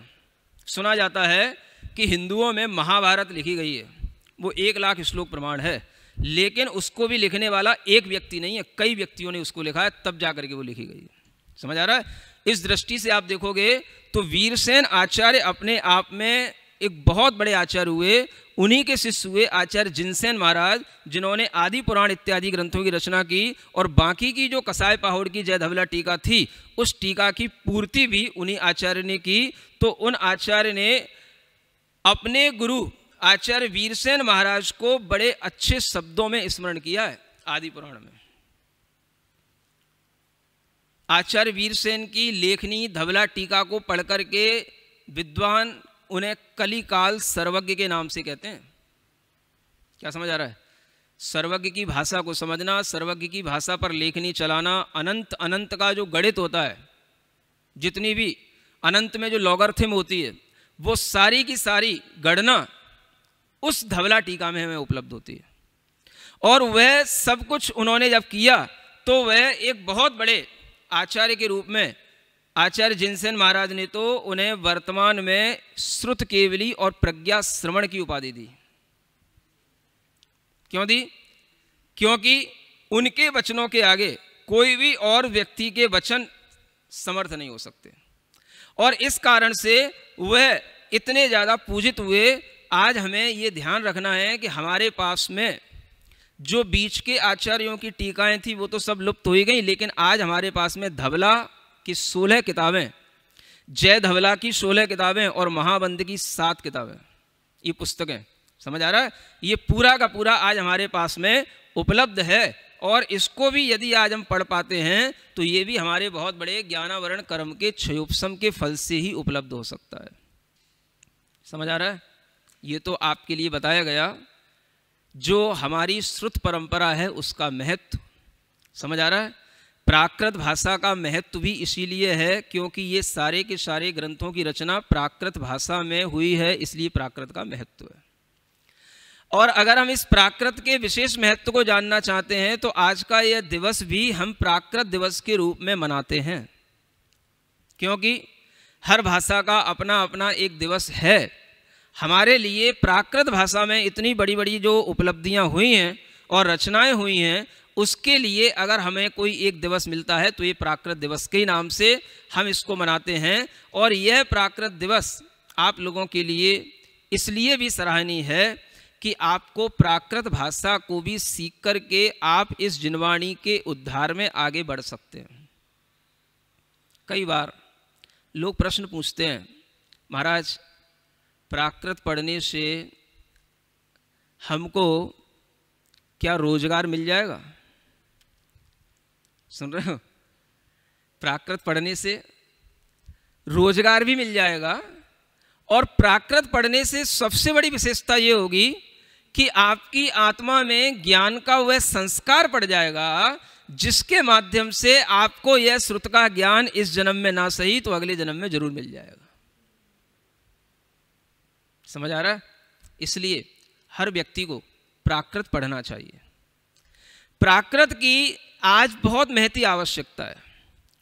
प्राकृत के विद्वान भी अब हमें बहुत कम दिखाई देते हैं, और जहाँ पर हैं उन्होंने उस प्राकृत को बढ़ाने के लिए बड़े बड़े आयाम किए हैं। जब मैं भ्रमण पर था आचार्य महाराज के संग से, जब चल कर के शिखर जी की यात्रा पे गया और उसके बाद में मैं बिहार में कुंड ग्राम में गया, तो सबसे पहले मुझे वहाँ पर एक प्राकृत का शोध संस्थान मिला था जो सबसे प्राचीन है, डॉक्टर राजेंद्र प्रसाद जी के द्वारा संस्थापित, जो राष्ट्रपति रहे। समझ आ रहा है? और आज वह शोध संस्थान इतनी बड़ी हालत में है, वहाँ पर एक ऋषभ चंद पंडित जी हैं फौजदार के नाम से, तो वह उसका एक तरीके से डायरेक्टर हैं, लेकिन वहाँ पर विद्यार्थियों की कमी है। समझ आ रहा है? एक ऐसा शोध संस्थान वहाँ पर स्थापित है, लेकिन फिर भी भगवान महावीर स्वामी की उस भूमि पर वो शोध संस्थान स्थापित है, यह देख करके मन को बहुत प्रसन्नता हुई। चल रहा है, धीमे धीमे चल रहा है, कराहते हुए चल रहा है, लेकिन फिर भी चल रहा है। उसके बाद में आया आरा, बिहार में एक आरा जगह है, वहाँ पर एक डॉक्टर राजाराम जी हुए हैं जो बहुत अच्छा प्राकृत के विषय में बहुत अपना योगदान दिए हैं, और उनके द्वारा लिखे हुए कुछ पुस्तकें वहाँ पर पढ़ाई जाती हैं। BA MA में भी वहाँ पर प्राकृत पढ़ाई जाती है। समझ आ रहा है? भ्रमण में मैं फिर चलते चलते जब इधर राजस्थान में उदयपुर में आया, तो उदयपुर में आने के बाद में मुझे वहाँ पर बहुत अच्छा माहौल मिला, और वहाँ पर प्राकृत के बड़े बड़े भामाशाह मिले मुझे। समझ आ रहा है? हाँ, प्राकृत के भामाशाह कहलाते हैं। एक सुमन, डॉक्टर सुमन हैं, वो प्रेमचंद सुमन के नाम से है ना। एक उदयचंद जी हैं, और वर्तमान में अभी एक जिनेंद्र जैन है ना, और भी सुमति डॉक्टर, और वो एक और नाम याद नहीं आ रहा है ना, सुमत प्रसाद जैन। ऐसे कई डॉक्टर हैं वहाँ पर। तो वहाँ पर जब मैं रुका तो लगभग 8 महीने मेरा उदयपुर में प्रवास रहा। तो उस प्रवास में मुझे थोड़ा सा प्राकृत में और ज़्यादा मेरे अंदर कि इस प्राकृत का विस्तार हो सकता है, ऐसी एक अभिरुचि पैदा हुई। उससे पहले मैं प्राकृत लिखना और पढ़ना ये सब कुछ अपने आप सीख चुका था। तीर्थंकर भावना नाम का मैंने ग्रंथ लिखा, तिथ्यर भावना। समझ आ रहा है? 16 कारण भावनाओं पर पहली बार कोई ग्रंथ लिखा, और उसमें गाथाओं के माध्यम से उस ग्रंथ में हर एक भावना की 7-7, 8-8 गाथाएं हैं, और उसका हिंदी में डिटेल भी है। तो जो लोग कुछ प्राकृत की नई विधाओं से या प्राकृत के कोई नए साहित्य को पढ़ने के इच्छुक है तो वो उसको देख सकते हैं। तो वो ग्रंथ तो लिख चुका था। उसके बाद में जब मैं उदयपुर में रुका, उस समय पर जब वहाँ पर जब प्रवास हुआ तो वहाँ पर ये जो विद्वान लोग मिले, इन विद्वानों ने जब देखा कि महाराज को भी कुछ प्राकृत में इंटरेस्ट है तो इन्होंने बड़ी बड़ी गोष्ठियाँ उस समय पर हमारे साथ में की और उसमें बहुत जैन अजैन विद्वान वहाँ पर आए। तो उस समय पर मुझे लगा कि इस प्राकृत विद्या का आगे भी थोड़ा सा पठन पाठन पढ़ने का कुछ कार्यक्रम बनना चाहिए। तो वो जो प्रेम सुमन जी थे उन्होंने कहा, महाराज जब तक ये विद्या राजकीय स्तर पर प्रारंभ नहीं होगी, शासकीय स्तर पर इसका अनुमोदन नहीं होगा, तब तक हमारे लिए इस विद्या को प्रवाहित करने में बड़ी कठिनाई होती है।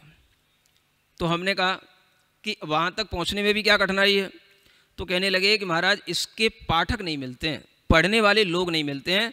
मैंने एक बार शिक्षा मंत्री जो कपिल सिब्बल रहा, मैंने उससे बात की तो कहने लगा कि आपके यहाँ प्राकृत पढ़ने वाले कितने लोग हैं? तो मैं चुप रह गया। तो उन्होंने मुझे एक सलाह दी, महाराज कि आप प्राकृत की पाठशालाएं खुलवाएं। समझ आ रहा है? तो मुझे वो सलाह थोड़ी पसंद आई। मैंने कुछ प्रयास किए, लेकिन वो प्रयास भी ऐसे रहे कि खुल गई, जब तक मैं हूँ तब तक चल रही है, मैं आगे बढ़ गया तो धीरे धीरे वो सब चीज़ें बंद हो गई। समझ आ रहा है? अब उस प्राकृत को पाठशाला को खोलने के लिए मैंने एक किताब लिखी। मैंने देखा कि विद्वानों ने किताबें तो बहुत लिखी हैं लेकिन सरल सी कोई नहीं है। जब हम किसी को बिल्कुल नए नौसिखिए को कोई पढ़ाना चाहते हैं तो हमें थोड़ा सरलता से लिखना है। प्राकृत एक बहुविकल्पी भाषा है, तो उसमें हमें विकल्पों को कम रखना है और जितना आसानी से कोई सीख सके वैसा सीखना है। तो मैंने एक छोटी सी किताब भी लिखी और वो किताब भी वहाँ पर चली, कुछ पाठशालाओं में चली। उसके बाद में ये बात है लगभग 2014-15 की। समझ आ रहा है ना? फिर मैं बिजौलिया पहुँचा, बिजौलिया में चातुर्मास हुआ और फिर उसके बाद में उस चातुर्मास के दौरान एक अच्छी गोष्ठी की थी। उसमें भी जैन अजैन बहुत सारे विद्वान हैं और प्राकृत के विषय में गोष्ठी थी।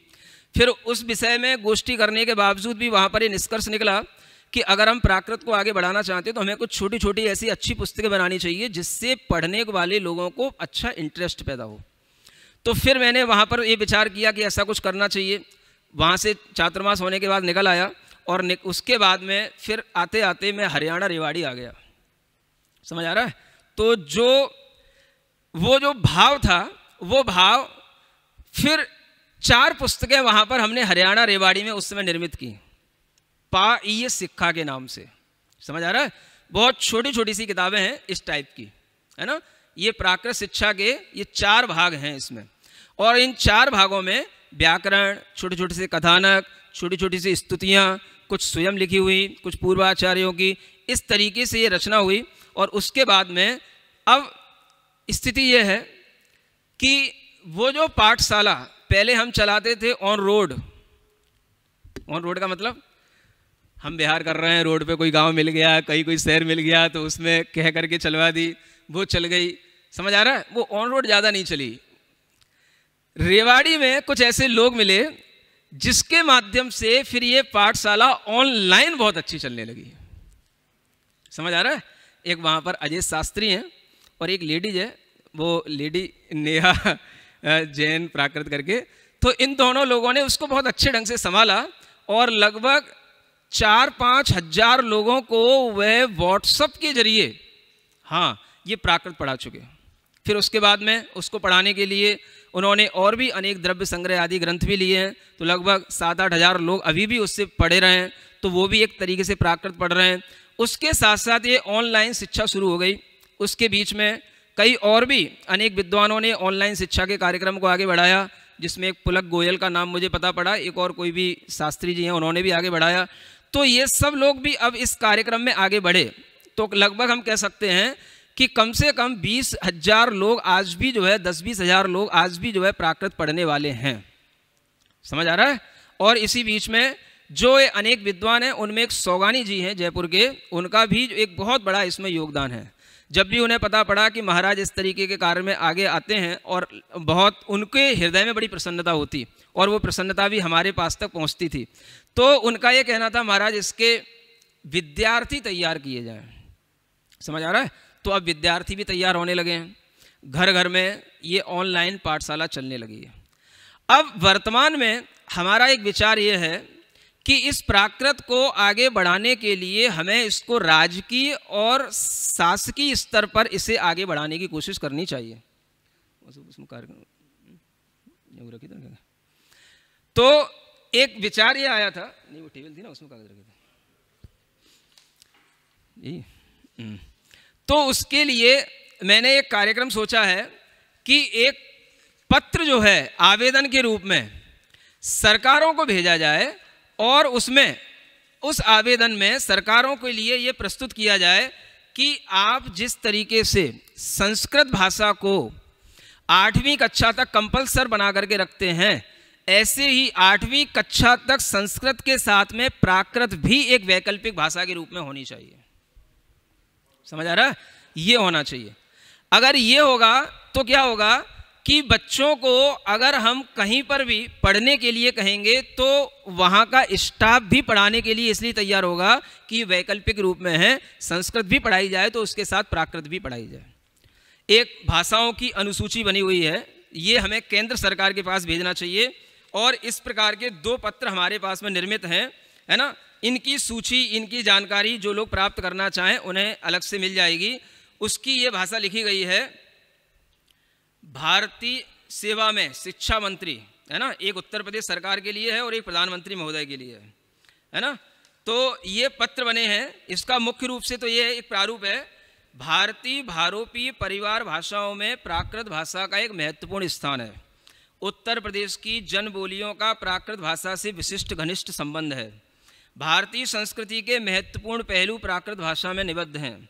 प्राच्य विद्या के विविध आयाम जैसे पुराण, इतिहास, लिपि विज्ञान, साहित्य, नाट्य विद्या, पांडुलिपि विज्ञान, कला, नीति शास्त्र आदि प्राकृत भाषा के साहित्य में विपुल रूप से विख्यात हैं। भाषा विज्ञान की दृष्टि से हिंदी की दादी माँ प्राकृत भाषा है। समझ आ रहा है? मेरा एक स्लोगन मैंने बनाया है, वो भी बताना मैं जरूरी समझता हूँ, बता दूँ है? प्राकृत हमारी दादी माँ है ना। हाँ, बूढ़ी हो गई है बेचारी, सुन रहे हो? प्राकृत हमारी दादी माँ है, संस्कृत हमारा पितामह है, संस्कृत हमारा पितामह है? हिंदी हमारी माँ है और अपभ्रंश हमारा पिता है, और रही अंग्रेजी सो वो हमारी पत्नी है। समझ आ रहा है? क्योंकि ये तो हमारे साथ जीवन से रही है। पत्नी इसलिए है क्योंकि वो बीच में आई और राज सब पे करने लग गई। समझ आ रहा है? तो ये स्लोगन भी याद रखा जाए। तो इसी को ये इस पत्र के रूप में लिखा गया है कि अनेक प्रकार की भाषाओं को जो आज सरकार प्रमोट कर रही है और उसके लिए अलग अलग एकेडमी खोल रही है, आपके लिए इस तरीके के पत्र सरकार के पास होने चाहिए कि जो ये 20 या 22 भाषाएं सरकार ने अपनी अनुसूची में ली हैं, उसमें प्राकृत भाषा भी अनुसूची में आनी चाहिए। समझ आ रहा है? और इस तरह के पत्र जब सरकारों के पास जाएंगे तो जरूर कहीं ना कहीं कान में कोई ना कोई जू रेंगेगी। समझ आ रहा है? तो ये सबसे पहले काम होना चाहिए सरकारी स्तर पर, और सभी विद्वानों को एकजुट होकर के, मैं कहता हूँ कुछ विद्वानों को इस तरीके की एक श्रृंखला बना लेनी चाहिए कि हर एक राज्य में एक एक यूनिट तय करें और उस यूनिट में कुछ विद्वान हों, कुछ प्रतिष्ठित व्यक्ति हों और कुछ वहाँ पे कार्यकर्ता हों, और उसके माध्यम से कम इतना हो सके कि जो जो जैन स्कूलें चल रही हैं, कम से कम जैन कॉलेजें चल रहे हैं, समझ आ रहा है? जैन स्कूल और कॉलेजों की संख्या भी बहुत भारी है, कम नहीं है। मतलब यूपी में भी है, एमपी में भी है, राजस्थान में भी है। जैन स्कूलों में तो बच्चों के लिए 12th तक यह कोर्स के रूप में कंपल्सरी रूप से जरूर पढ़ाई जानी चाहिए। अगर इतना भी हो जाएगा तो लाखों की संख्या में हमारे सामने प्राकृत भाषा के पढ़ने वाले अध्येता बन जाएंगे। हाँ, ये जरूर होना चाहिए। इसलिए मैं आज के युवाओं को ये कहना चाहूँगा कि प्राकृत भाषा पढ़ने से आपको एक तो जैन संस्कृति को आगे बढ़ाने का एक गौरव मिलेगा, और दूसरा प्राकृत भाषा को पढ़ने के बाद में आपको ये समझ में आएगा कि जो हमारा शब्द साहित्य है ना, वो किस रूप से रूपांतरित होता है, और उस शब्द साहित्य में आप देखेंगे, उसी के माध्यम से आप ये सिद्ध कर सकेंगे कि प्राकृत कहाँ कहाँ पर थी। ये खोज का विषय है। आप दुनिया के किसी भी देश में चले जाओ, किसी भी देश की लैंग्वेज में आप कोई भी शब्दावली पढ़ लेना, आपको प्राकृत के शब्द उसमें जरूर मिल जाएंगे। चाहे जर्मनी हो, कोरिया हो, इंग्लैंड हो, जापान हो, कोई भी देश हो, किसी भी देश की कोई भाषा हो, आपको उसमें प्राकृत के शब्द जरूर मिल जाएंगे, यदि आपको प्राकृत और वो वाली लैंग्वेज आती हो जिसका आप कंपैरिजन करना चाहते हैं। तो एक बहुत बड़ी चीज उपलब्ध होगी कि हम प्राकृत भाषा के शब्दों को जगह जगह पर उनकी ही वर्णमालाओं में और उनके ही शब्द साहित्य में खोज सकते हैं। समझ में आ रहा है? जैसे हम बोलते हैं संत, इंग्लिश में क्या बोलते हैं? सेंट। क्या अंतर है इसमें? समझ आ रहा है? इससे प्रोनाउंसिएशन का अंतर है। समझ आ रहा है? हम बोलते हैं माँ को बंदे मातरम, मातर है मातरम, और वो बोलते हैं मातर, मादर, मादर हो गया वो, मदर हो गया वो। समझ आ रहा है क्या होता है? इस तरीके से ये सब शब्द इसी तरीके की प्राकृत से निकले हैं। प्राकृत एक अपने आप में बोली जाने वाली भाषा थी और उसमें व्याकरण धीरे धीरे जुड़ती चली गई जैसे जैसे उसका लेखन होता चला गया, और आज वह संस्कृत के साथ प्राकृत की भी बहुत अच्छी व्याकरण बन चुकी है। आपका समय काफ़ी हो रहा है, इसलिए मैं उस प्राकृत के व्याकरण के बारे में इतनी एक अंतिम जानकारी और देना चाहूँगा कि अभी तक हमारे पास में जो भी प्राकृत की व्याकरणें हैं वो संस्कृत भाषा में हैं, लेकिन आचार्य वीरसेन महाराज जी की एक जय धवला टीका में उन्होंने प्राकृत भाषा के कुछ ऐसे संदर्भ दिए हैं व्याकरण के, जिससे हमें ऐसा लगता है कि वो प्राकृत की गाथाओं के रूप में प्राकृत व्याकरण उपलब्ध थी। क्या समझ आ रहा है? मतलब कि प्राकृत व्याकरण बन चुकी थी प्राकृत की गाथाओं के रूप में, और वो गाथाओं में से 4-5 गाथाएं जय धवला टीका में उपलब्ध होती हैं। उन्हें सुनाने का भी समय नहीं, इसलिए नहीं बता पा रहा हूं, है ना। तो मतलब यह है कि प्राकृत भाषा में भी प्राकृत की व्याकरण थी, आज हमारे पास में उपलब्ध नहीं है। साहित्य बहुत रहा है, लेकिन विद्वानों की आगे आगे कमी होने के कारण से, जैन समाज की अभिरुचि साहित्य के प्रति कम होने के कारण से हमारी ये साहित्य की विधाएं, साहित्य का सृजन और साहित्य निर्माण में जो अग्रणी विद्वान पुरुष रहे हैं उनके प्रोत्साहन में कमी रही है। समझ आ रहा है?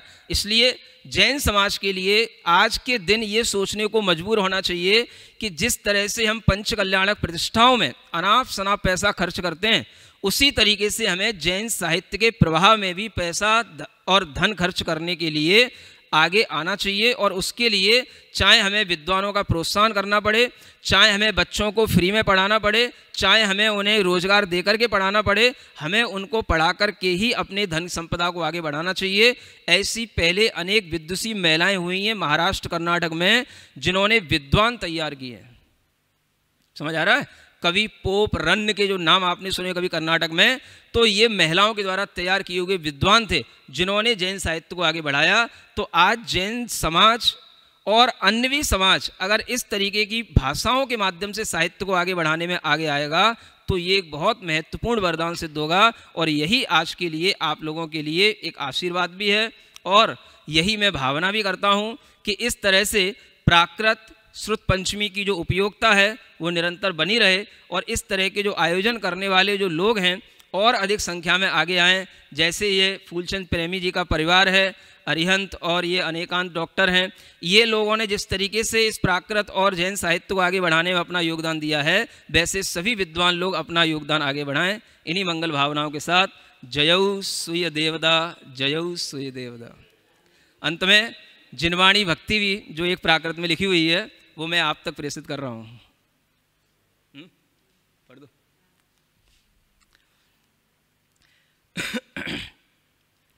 सिरिजिणवाणी जग कल्याणी, जग जन मदतम मोह हरि, जनमण हारी गढ़हर हारी, जम जरा भव रोग हरि, तिथिराणम दिव्य झुणिम जो, पढ़ई सुणई मई ये धारई, राणम सौखमणंतम धरिय, सासय मोक्ष पदम पावई, सासय मोक्ष पदम पावई।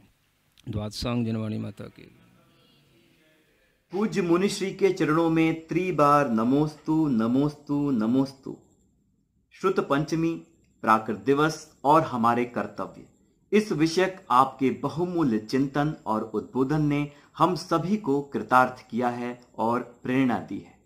अब इस श्रुत पंचमी प्राकृत व्याख्यान माला में आभार ज्ञापन हेतु मैं आमंत्रित करना चाहूंगा इस व्याख्यान माला के मार्गदर्शक आदरणीय प्रोफेसर फूलचंद जैन प्रेमी जी को। नमोजनानम। श्रुत पंचमी महापर्व के उपलक्ष्य में आयोजित प्राकृत व्याख्यान श्रृंखला के इस संपूर्ति सत्र में आज हम बहुत बड़े सौभाग्यशाली हैं कि संत शिरोमणि आचार्य श्री विद्यासागर जी के परम प्रभावक शिष्य पूज्य श्री प्रणम सागर जी का उद्बोधन प्राप्त हुआ। उन्होंने आज हमें हमारे समक्ष श्रुत पंचमी प्राकृत दिवस और हमारे कर्तव्य इस विषय पर बहुत ही मार्मिक उद्बोधन देकर के हम लोगों को कृतार्थ किया है। यह 12वां व्याख्यान है और इसकी स्वीकृति आपने सहज रूप में हम लोगों को प्रदान की, इसके लिए हम बहुत बहुत आभारी हैं। यद्यपि इस व्याख्यान श्रृंखला में आज सहित 12 व्याख्यान हो चुके हैं और अनेक विषयों पर, प्राकृत से संबंधित विविध विषयों पर व्याख्यान आयोजित हुए। इसमें बड़े वरिष्ठ विद्वानों ने दिए हैं। एक विषय जो कि शिलालेखी प्राकृत और ब्राह्मी लिपि और प्राकृत, इस विषय पर हम चाहते हैं, कुछ विद्वानों की मांग थी कि आज इस पर भी कुछ प्रकाश डाला जाए। तो हम आग्रह करेंगे कि केवल 5 मिनट में श्रीमती डॉक्टर मुन्नी पुष्पा जैन, जो कि संपूर्णानंद संस्कृत विश्वविद्यालय वाराणसी में के जैन दर्शन विभाग में अतिथि प्राध्यापिका के रूप में कार्यरत हैं, वे इस विषय पे अपने विचार व्यक्त करेंगे। सया पड़मामी जिणंदह वाणी। जिन वाणी को नमस्कार करते हुए मैं एक और मंगलाचरण करना चाहती हूँ। णमो बम्भिये लिविये, यानी ब्राह्मी लिपि को नमस्कार हो। ये मंगलाचरण हमारे जैन ग्रंथ व्याख्या प्रज्ञप्ति, जिसे भगवती सूत्र भी कहते हैं, में मंगलाचरण के रूप में आया है। तो श्रुत पंचमी के महाअवसर पर हमने इसे अपने हथेली पर मेहंदी के द्वारा अंकित कराया, ताकि हमको ये याद हो जाए और इसको देख देख के हमको ब्राह्मी लिपि का भी ज्ञान होता रहे, हम कराते रहे परिवार में। इसके अगल बगल भी ब्राह्मी के अक्षरों को ही हमने अंकित किया है। हम आज ये प्राकृत व्याख्यान माला की जो श्रृंखला चल रही थी, इसके बीच में आने का एक कारण ये है कि जो हमारी प्राकृत में विभिन्न प्राकृतों के माध्यम से बात बताई जा रही थी, तो उसमें एक शिलालेखी प्राकृत की बात भी चली। तो हमको ये लगा कि शिलालेखी प्राकृत कैसे पढ़ी जाएगी। जब ब्राह्मी लिपि पढ़ी जाएगी, जानी जाएगी, तब हम प्राकृत शिलालेखी प्राकृत को पढ़ पाएंगे। भारतीय मनीषा के पिटारे में अनेक बहुमूल्य रत्न भरे पड़े हैं। उसमें से एक है ब्राह्मी लिपि, जिसकी ओर ध्यान आकर्षित किया हमारे विदेशी विद्वान मिस्टर जेम्स प्रिंसिप ने। वो इतिहास है, अभी समय नहीं है, परंतु ब्राह्मी लिपि की जब बात करते हैं तो लगता है हमारे पूर्वजों ने, भारतीयता की अनोखी देन है कि हमारे पूर्वजों ने सदियों सदियों तक आने वाली पीढ़ियों को इस भारत की ज्ञान की पिपासा और इसकी जो ये विरासत है, इसको सौंपने के लिए क्या कुछ किया। चट्टानों में, पत्थरों में अमृत रूपी, मोती रूपी अक्षर खुदवाए, ताकि हमारी भारतीय संस्कृति अमर रहे। तो ये जो शिलालेख हैं, जैसे कि सम्राट अशोक के शिलालेख, सम्राट खारवेल के शिलालेख और भी अन्य अन्य शिलालेख, जितने भी प्राचीनतम शिलालेख हैं प्राय वो ब्राह्मी लिपि में और प्राकृत भाषा में मिले हैं। तो इस प्रकार हम ये कह सकते हैं कि प्राकृत और ब्राह्मी एक ही सिक्के के दो पहलू हैं। एक सिक्के के दो पहलू होते हुए जब हम ब्राह्मी को जानेंगे, ब्राह्मी लिपि को जानेंगे, लिखना पढ़ना जानेंगे, तब हम अपने प्राकृत को जो उस पर लिखी हुई है शिलालेख पर उसको समझ पाएंगे। तो ब्राह्मी लिपि जानना, लिखना पढ़ना बहुत जरूरी है। इसके लिए हमने अपने एक गुरुजी प्रोफेसर जोशी जी से सीखा था, तो जिसको हमने अभ्यास में कायम रखा और इसको जन जन को सिखाने के लिए अनेक जगह जैसे ग्वालियर, सांगानेर, ये श्रवणबेलगोल, वाराणसी या इत्यादि अन्य अन्य जगह शिविर किए, कार्यशालाएं चलाई, जिसमें आश्चर्य हुआ कि 8 साल की उम्र से लेके 80 साल तक के लोग, महिलाएं, पुरुष और यह जो भी जिस काम में भी था, किसी भी विधा में था, परंतु वो पढ़ने आए और बहुत रुचि पूर्वक सीखे इसको। तो हम चाहते हैं कि लोग अपनी प्राकृत, शिलालेखी प्राकृत को पढ़ने के लिए, और वैसे भी हमारी ये संस्कृति है। हमारे आदि तीर्थंकर ऋषभदेव ने अंक कला और अक्षर कला अपनी बेटियों को सिखाई, ब्राह्मी को सिखाई अक्षर कला, इसलिए ब्राह्मी रूप नाम दिया गया, और सुंदरी को अंक कला। तो मनुष्य के दो नयन हैं जो हमारा तंत्र विषय है। खारवेल का जो शिलालेख है वो 17 पंक्तियों का है, उड़ीसा में है। तो ये जो शिलालेख है ये बहुत ही महत्वपूर्ण शिलालेख है। इसकी 10वीं पंक्ति में भारतवर्ष, हमारे देश का नाम भारतवर्ष प्रमाणित होता है। पंडित जवाहरलाल नेहरू प्रधानमंत्री, जो प्रथम प्रधानमंत्री हुए, उन्होंने अपने संविधान में जब लिखवाया तो पहले ये शिलालेख ही प्रमाण उनके सामने बताया गया, तब उन्होंने इस भारतवर्ष को हमारे संविधान में लिखा गया। तो ये कितना महत्वपूर्ण है। और भी इसके मंगलाचरण के रूप में ऋमोकार मंत्र के 2 पद इसमें लिखे गए हैं। और इस तरह से ब्राह्मी लिपि हमारी माता है, इसको हम जन जन तक पहुंचाएं। अंत में हम यही कहेंगे कि जना जना मणा मणा बम भी बम में रूपीणा, है न, जन जन के मन में बसे ब्राह्मी का ब्रह्म रूप, अर्थात हमारी ये शिलालेखीय प्राकृत और भी प्राकृत हैं। सब तरह से, इस तरह से हम चाहते हैं प्राकृतों का भी विस्तार हो, प्रचार हो, लोग जाने, और ब्राह्मी को भी साथ में लेके चलें, तो हम इसमें सोने में सुहागा काम कर सकते हैं। इतना कह के मैं विराम लेती हूँ। ये अड़मो जड़ाणम, और सभी के लिए बहुत बहुत मंगल कामनाएं। मुनि श्री के लिए त्रिकाल नमोस्तु नमोस्तु। अभी प्राकृत भाषा और ब्राह्मी लिपि के विषय में आपने संक्षिप्त जानकारी प्राप्त की। यद्यपि इसे हम व्याख्यान के रूप में हम आगे भी कभी प्रस्तुत करने का प्रयास करेंगे। इस व्याख्यान माला की श्रृंखला में 11 वरिष्ठ विद्वानों के व्याख्यान हुए। उनमें सर्वप्रथम मेरा हुआ था, मेरा अर्थात फूलचंद जैन प्रेमी का हुआ था। इसमें मैंने संस्कृत भाषा का वैभव इस विषय पे अपने विचार व्यक्त किए थे।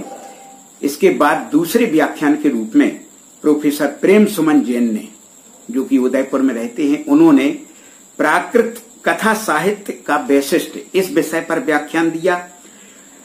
इसके बाद प्रोफेसर कमलचंद जी सौगानी ने प्राकृत अध्ययन की आवश्यकता इस विषय पर अपना बहुत ही बहुमूल्य व्याख्यान दिया। इसके बाद हम चाहते थे कि एक आध्यात्मिक ग्रंथों पर जो कि प्राकृत सौर सैनी प्राकृत में है उन पर भी व्याख्यान हो।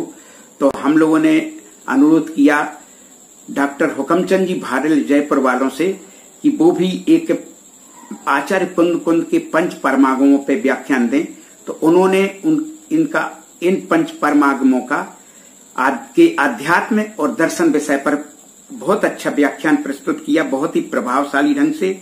और इसके बाद प्रोफेसर राजाराम जी ने प्राकृत और अपभ्रंश की पांडुलिपियों का महत्व और उनको किस तरह से हम संपादन कर सकते हैं, उनका किस तरह से उनको आगे प्रकाश में ला सकते हैं, इन पर बहुत ही विशिष्ट व्याख्यान प्रस्तुत किया। आप जानते हैं कि वो इस देश के वरिष्ठतम विद्वान हैं और अहरनिश 92 वर्ष की अवस्था में भी इस समय वो इसी कार्य में निरंतर अपने दत्तचित्त रहते हैं। इसके बाद प्रोफेसर अनेकांत कुमार जैन ने प्राकृत भाषा और मीडिया इस विषय पर व्याख्यान दिया। ये बहुत ही लोकप्रिय हुआ क्योंकि नया विषय था।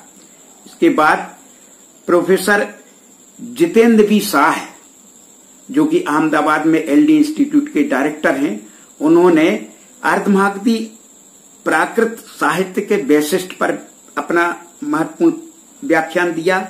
इसके बाद बेंगलोर के प्रोफेसर हम्पर नागराजा इन्होंने कन्नड़ भाषा और प्राकृत साहित्य इस विषय पर बहुत ही दुर्लभ और नई जानकारियां हम लोगों को प्रस्तुत की। इसके बाद प्रोफेसर धर्मचंद जी जैन जोधपुर वालों ने हमें अर्धमागधी प्राकृत आगमों के मूल सूत्र और प्रकीर्णक ग्रंथों पर के विषय विवेचन बहुत ही अच्छे मार्मिक ढंग से उन्होंने प्रस्तुत किया, बहुत ही लोकप्रिय भी रहा।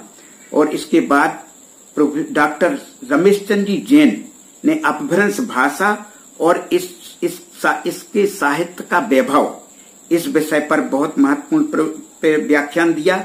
और अंत में 11वें यानी कल प्रोफेसर जगत राम जी भट्टाचार्य ने जो कि शांति निकेतन में संस्कृत प्राकृत और पाली के प्रोफेसर हैं, विभागाध्यक्ष हैं, उन्होंने प्राकृत भाषा और इसके व्याकरण की परंपरा इस विषय पर बहुत ही अच्छा व्याख्यान दिया। आप जानते हैं इस प्रकार इन अंतर्राष्ट्रीय ख्याति प्राप्त प्राकृत भाषा और साहित्य के वरिष्ठ विद्वानों के इन जो अभी मैंने विषय प्रस्तुत किए हैं उन पर व्याख्यान हुए। और इस क्षेत्र में इन व्याख्यानों से एक नई क्रांति का संचार हुआ है। लोगों के जगह जगह से हम लोग के पास संदेश आए कि आपने इन व्याख्यान के माध्यम से हम लोग को बहुत लाभ प्रदान किया है। हम आपके चाहते हैं कि ये व्याख्यान माला और भी आयोजित आगे कर। इन व्याख्यानों को हजारों हजार जैनेतर आदि सभी लोगों ने, प्राकृत भाषा प्रेमियों ने इन्हें बड़े मनोयोग के पूर्वक सुना और लाइव देखा, इससे लाभान्वित हुए। और हम लोगों ने तो ये व्याख्यान माला एक सामान्य रूप में प्रारंभ की थी, किंतु जिस तरह वरिष्ठ और श्रेष्ठ विद्वानों ने अपने चिंतन के द्वारा, अपने विविध विषयों के प्रतिपादन के द्वारा, व्याख्यानों के माध्यम से इसे जिस ऊंचाई तक पहुंचाया, हम लोग अचंभित और तो रहे ही, हम लोग बहुत उत्साहित भी हुए। और हम उनके भी विशेष आभार, उन सभी विद्वानों के प्रति तो आभार व्यक्त करते ही हैं। उन विद्वानों के परिवार के लोगों ने जो उनको सहयोग दिया इनके प्रसारण में, इन व्याख्यानों के, उनके परिवार के लोगों के, परिवार के सदस्यों के प्रति भी हम बहुत आभार व्यक्त करते हैं। और हमें बहुत उत्साहित हैं इन व्याख्यानों के आधार पर। और इससे ऐसा लगता है कि इन प्राकृत भाषा और साहित्य आदि इन विषयों को कितने लोग जानने के लिए उत्सुक हैं, समझने के लिए उत्सुक हैं। और मुझे पूरे विश्वास है कि इससे एक नई क्रांति का संचार होगा, नई जागृति पैदा होगी और जो कि एक नए पुनर्जागरण काल, इस पुनर्जागरण युग प्राकृत भाषा को जो हुआ है उसमें ये व्याख्यान श्रृंखला का भी अद्वितीय योगदान माना जाएगा। इस क्षेत्र में यद्यपि बहुत लोगों ने काम किया है, यूनिवर्सिटी लेवल पर संस्थानों के माध्यम से अध्ययन अनुसंधान हो रहा है और मैंने अपने व्याख्यान में जो भी विद्वान संस्थाएं इस क्षेत्र में काम कर रही हैं मैंने सबका नाम उल्लेख किया था, किंतु इस दिशा में मैं विशेष उल्लेख इस दृष्टि से करना चाहता हूं कि अनेक विश्वविद्यालयों में प्राकृत और जैन दर्शन, संस्कृत, पाली, प्राकृत ये संयुक्त विभाग हैं, किंतु एकमात्र 3 विश्वविद्यालय ऐसे हैं मेरी जानकारी में कि जहां पर स्वतंत्र जैन विद्या और या जैन दर्शन विभाग और प्राकृत जैनागम विभाग अलग स्वतंत्र हैं। ये इनमें सर्वप्रथम संपूर्णानंद संस्कृत विश्वविद्यालय वाराणसी का नाम है, जहां पर जैन दर्शन विभाग अपना स्वतंत्र अलग है और प्राकृत जैनागम विभाग अलग है। इसी तरह से जैन विश्व भारती में भी इसी तरह के हैं, वहां पर जैन विद्या और तुलनात्मक धर्म दर्शन विभाग अलग है और प्राकृत संस्कृत विभाग अलग है, प्राकृत विभाग। और इसी प्रकार से एक जो लाल बहादुर शास्त्री राष्ट्रीय संस्कृत विद्यापीठ जो कि अब केंद्रीय विश्वविद्यालय बन गया है, वहां पर भी स्वतंत्र जैन दर्शन विभाग है और प्राकृत विभाग भी अलग एक स्वतंत्र है, जो कि बहुत अच्छी तरह से चल रहे हैं और इनका प्राकृत भाषाओं और साहित्य के विकास में सभी विश्वविद्यालयों का बहुत बड़ा योगदान है। व्याख्यान श्रृंखला को सफल बनाने में जिन लोगों ने अथक श्रम किया है उनमें मेरे ज्येष्ठ पुत्र और बहू प्रोफेसर अनेकांत कुमार जैन, श्रीमती रुचि जैन, मेरी बेटी डॉक्टर इंदु जैन एवं दामाद श्री राकेश जैन, मेरे छोटे सुपुत्र डॉक्टर अरिहंत कुमार जैन एवं श्रीमती नेहा जैन। इन्होंने तो अथक श्रम किया ही है, मगर इन सब के पीछे जो मूल प्रेरणा और संयोजन का काम किया है, मूल सजोने का, उनमें मेरी सहधर्मिणी और इनकी माता श्रीमती डॉक्टर मुन्नी पुष्पा जैन का भी बहुत बड़ा योगदान है। मैं इन सब को अपना शुभाशीष प्रदान करता हूं। प्राकृत भाषा के विकास के लिए कुछ बिंदुओं पर ध्यान देना है कि हमें आगामी जनगणना में अपनी मातृभाषा के रूप में प्राकृत भाषा को लिखाना है। माध्यमिक स्तर पर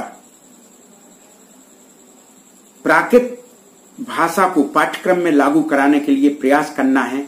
कम से कम इतना तो हम कर ही सकते हैं कि जो जैन सीबीएसई बोर्ड के जो सीनियर सेकेंडरी स्कूल हैं, जैन इंटर कॉलेज हैं, उनमें तो हम प्राकृत भाषा को लागू कर ही सकते हैं अध्यापन के रूप में। और हमें जितनी पाठशालाएं देश में चल रही हैं हमारी, उनको प्राकृत पाठशाला का नाम भी दे सकते हैं। और इसके साथ ही हमें अपने संस्थानों के नाम, अपने मंदिरों के, अपने धर्मशालाओं के नाम पर हिंदी आदि भाषाओं के साथ प्राकृत भाषा में भी उसके नाम लिखने का शुभारंभ करना है। और ये हमें अपने परिवार में अगर शिक्षा प्राकृत को लागू करना है तो बच्चों के लिए कुछ गाथाएं याद कराना है, मंगलाचरण के रूप में ही वो हमेशा याद रखें और समय समय पे उनसे सुनते रहें। हमारी धर्म सभाओं में अन्य जितने भी कार्यक्रम होते हैं, हम प्राकृत के मंगलाचरण से ही शुरू करें, तभी हम अपना प्राकृत को ज्यादा वो प्रसारित कर सकेंगे।